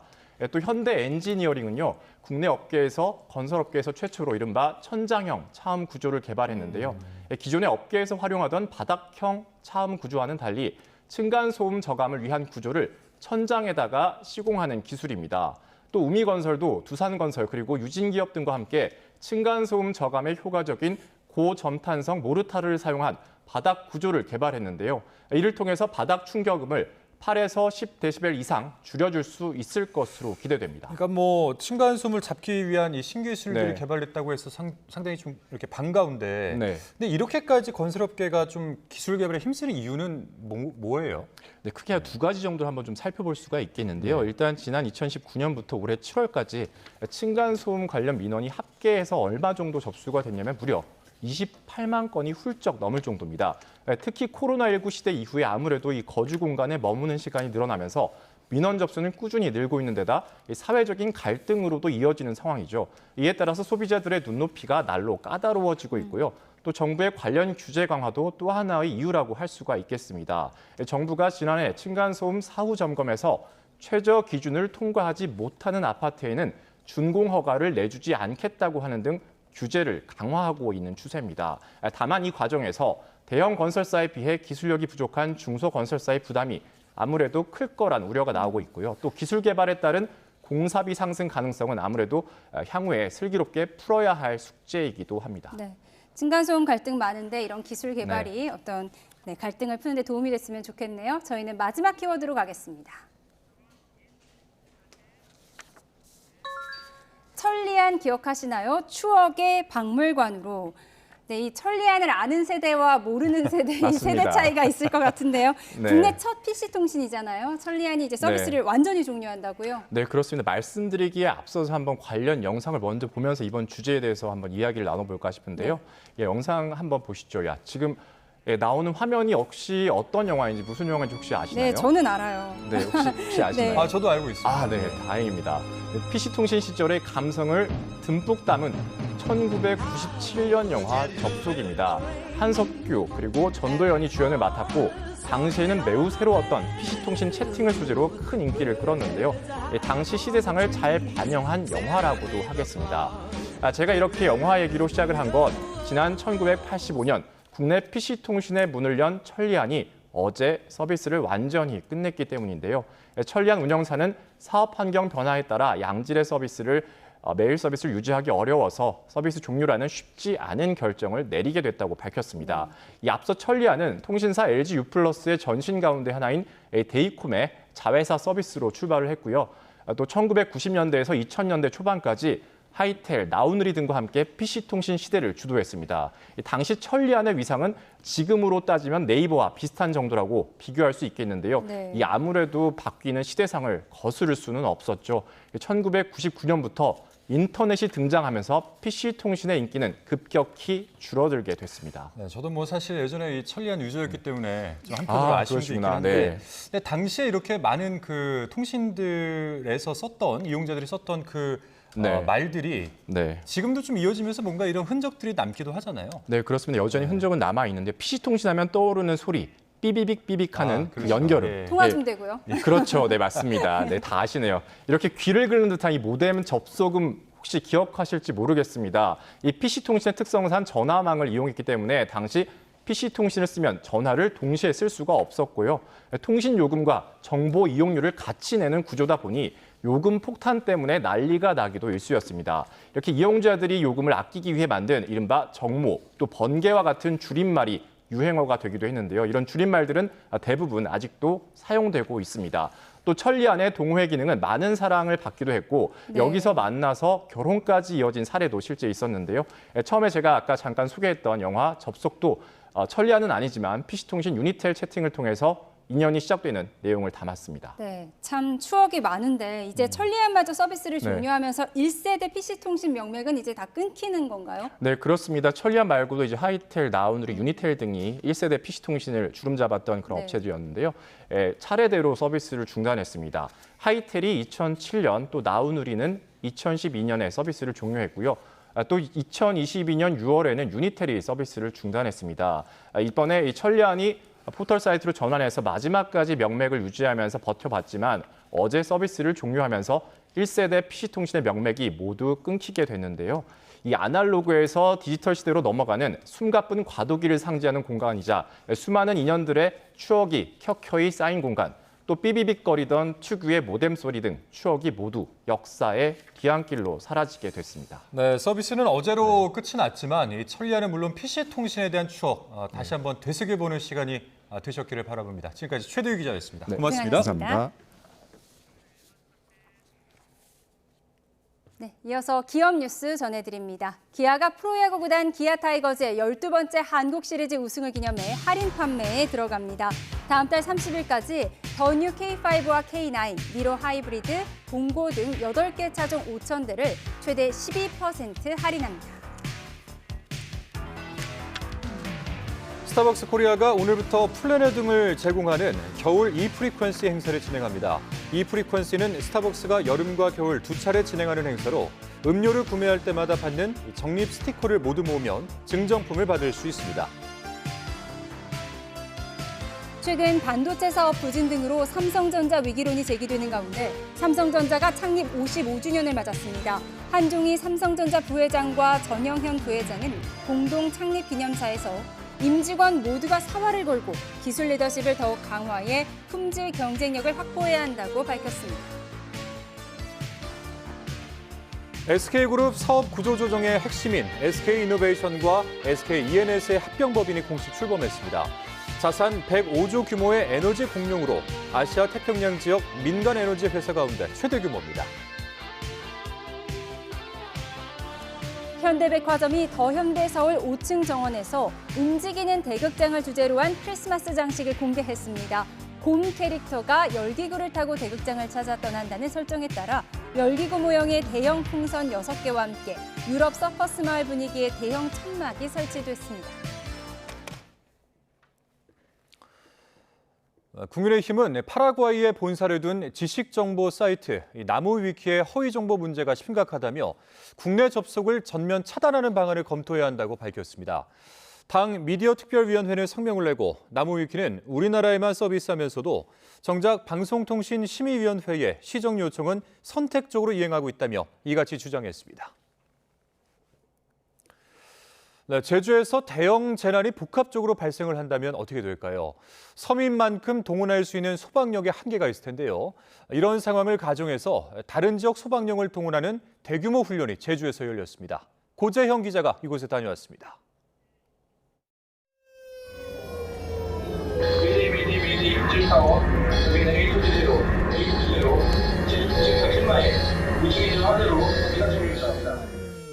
제주 지역 공항에 불시착한 여객기에서 연기가 솟아오릅니다.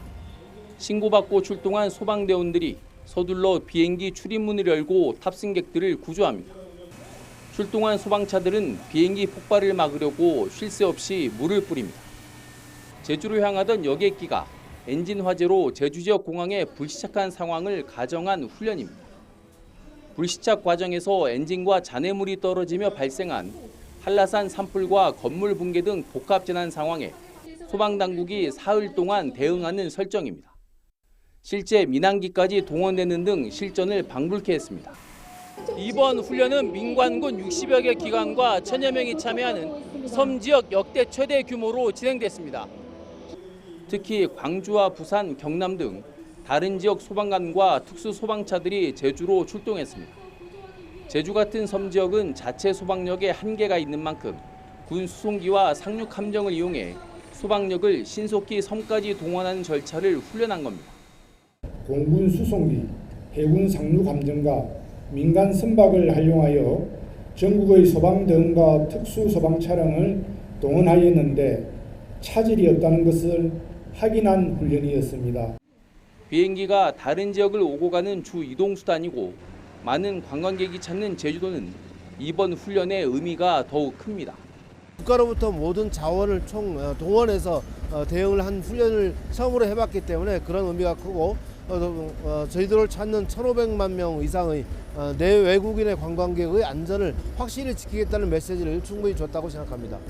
이번 훈련은 섬 지역의 재난 대응 한계를 극복하고 기관 지역 간 협력을 통해 전국적으로 유기적인 재난 대응 체계를 구축할 수 있다는 점을 보여줬습니다. YTN 고지영입니다.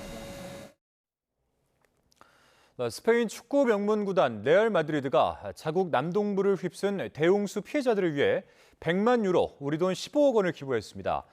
레알 마드리드는 성명을 통해 모금 캠페인을 시작했다면서 위급한 상황에서 도움이 필요한 피해 가족을 위해 우선 100만 유로를 기부한다고 밝혔습니다. 레알 마드리드는 이번 주말 치르려던 발렌시아와의 맞대결이 홍수로 연기됐습니다. 스페인 축구협회에서는 앞서 피해 지역에서 예정돼 있는 모든 경기를 연기할 것을 요청했으며 이번 주말 치러지는 경기에서는 사망자를 위로하고 피해자와 연대한다는 뜻으로 1분간 묵념한다고 발표했습니다.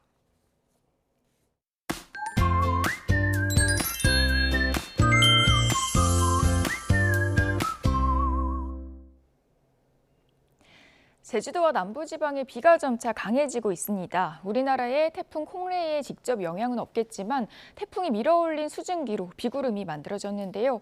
앞으로 이 비구름은 충청 부근까지 확대하겠습니다. 특히 제주도와 남해안에 호우가 집중되겠는데요. 내일까지 제주 산간에 최고 250mm 이상, 남해안에도 최고 80mm 이상의 비가 예보됐습니다. 특히 제주도에는 밤사이 시간당 최고 50mm의 집중호우가 예상됩니다. 취약 시간대인 만큼 시설물과 배수로 점검 한 번 더 해주셔야겠고요. 강한 비구름은 내일 아침부터 점차 빠져나가겠습니다. 강풍특보와 풍랑특보 속의 해안가는 내일까지 안전이 비상입니다. 주말 맞아서 바다 찾으시는 분들은 특히 조심해 주셔야겠습니다. 내일 서울 등 수도권에는 구름만 지나겠습니다. 주말 아침 기온 살펴보면 서울 13도, 광주 16도, 대구 15도로 온화하겠고요. 오후부터 내륙에서는 비가 그치고 기온이 더 올라가겠습니다. 서울 23도, 광주 24도, 창원은 22도 보이겠습니다. 날씨였습니다. 금요일 뉴스 마치겠습니다. 함께해 주신 여러분 고맙습니다.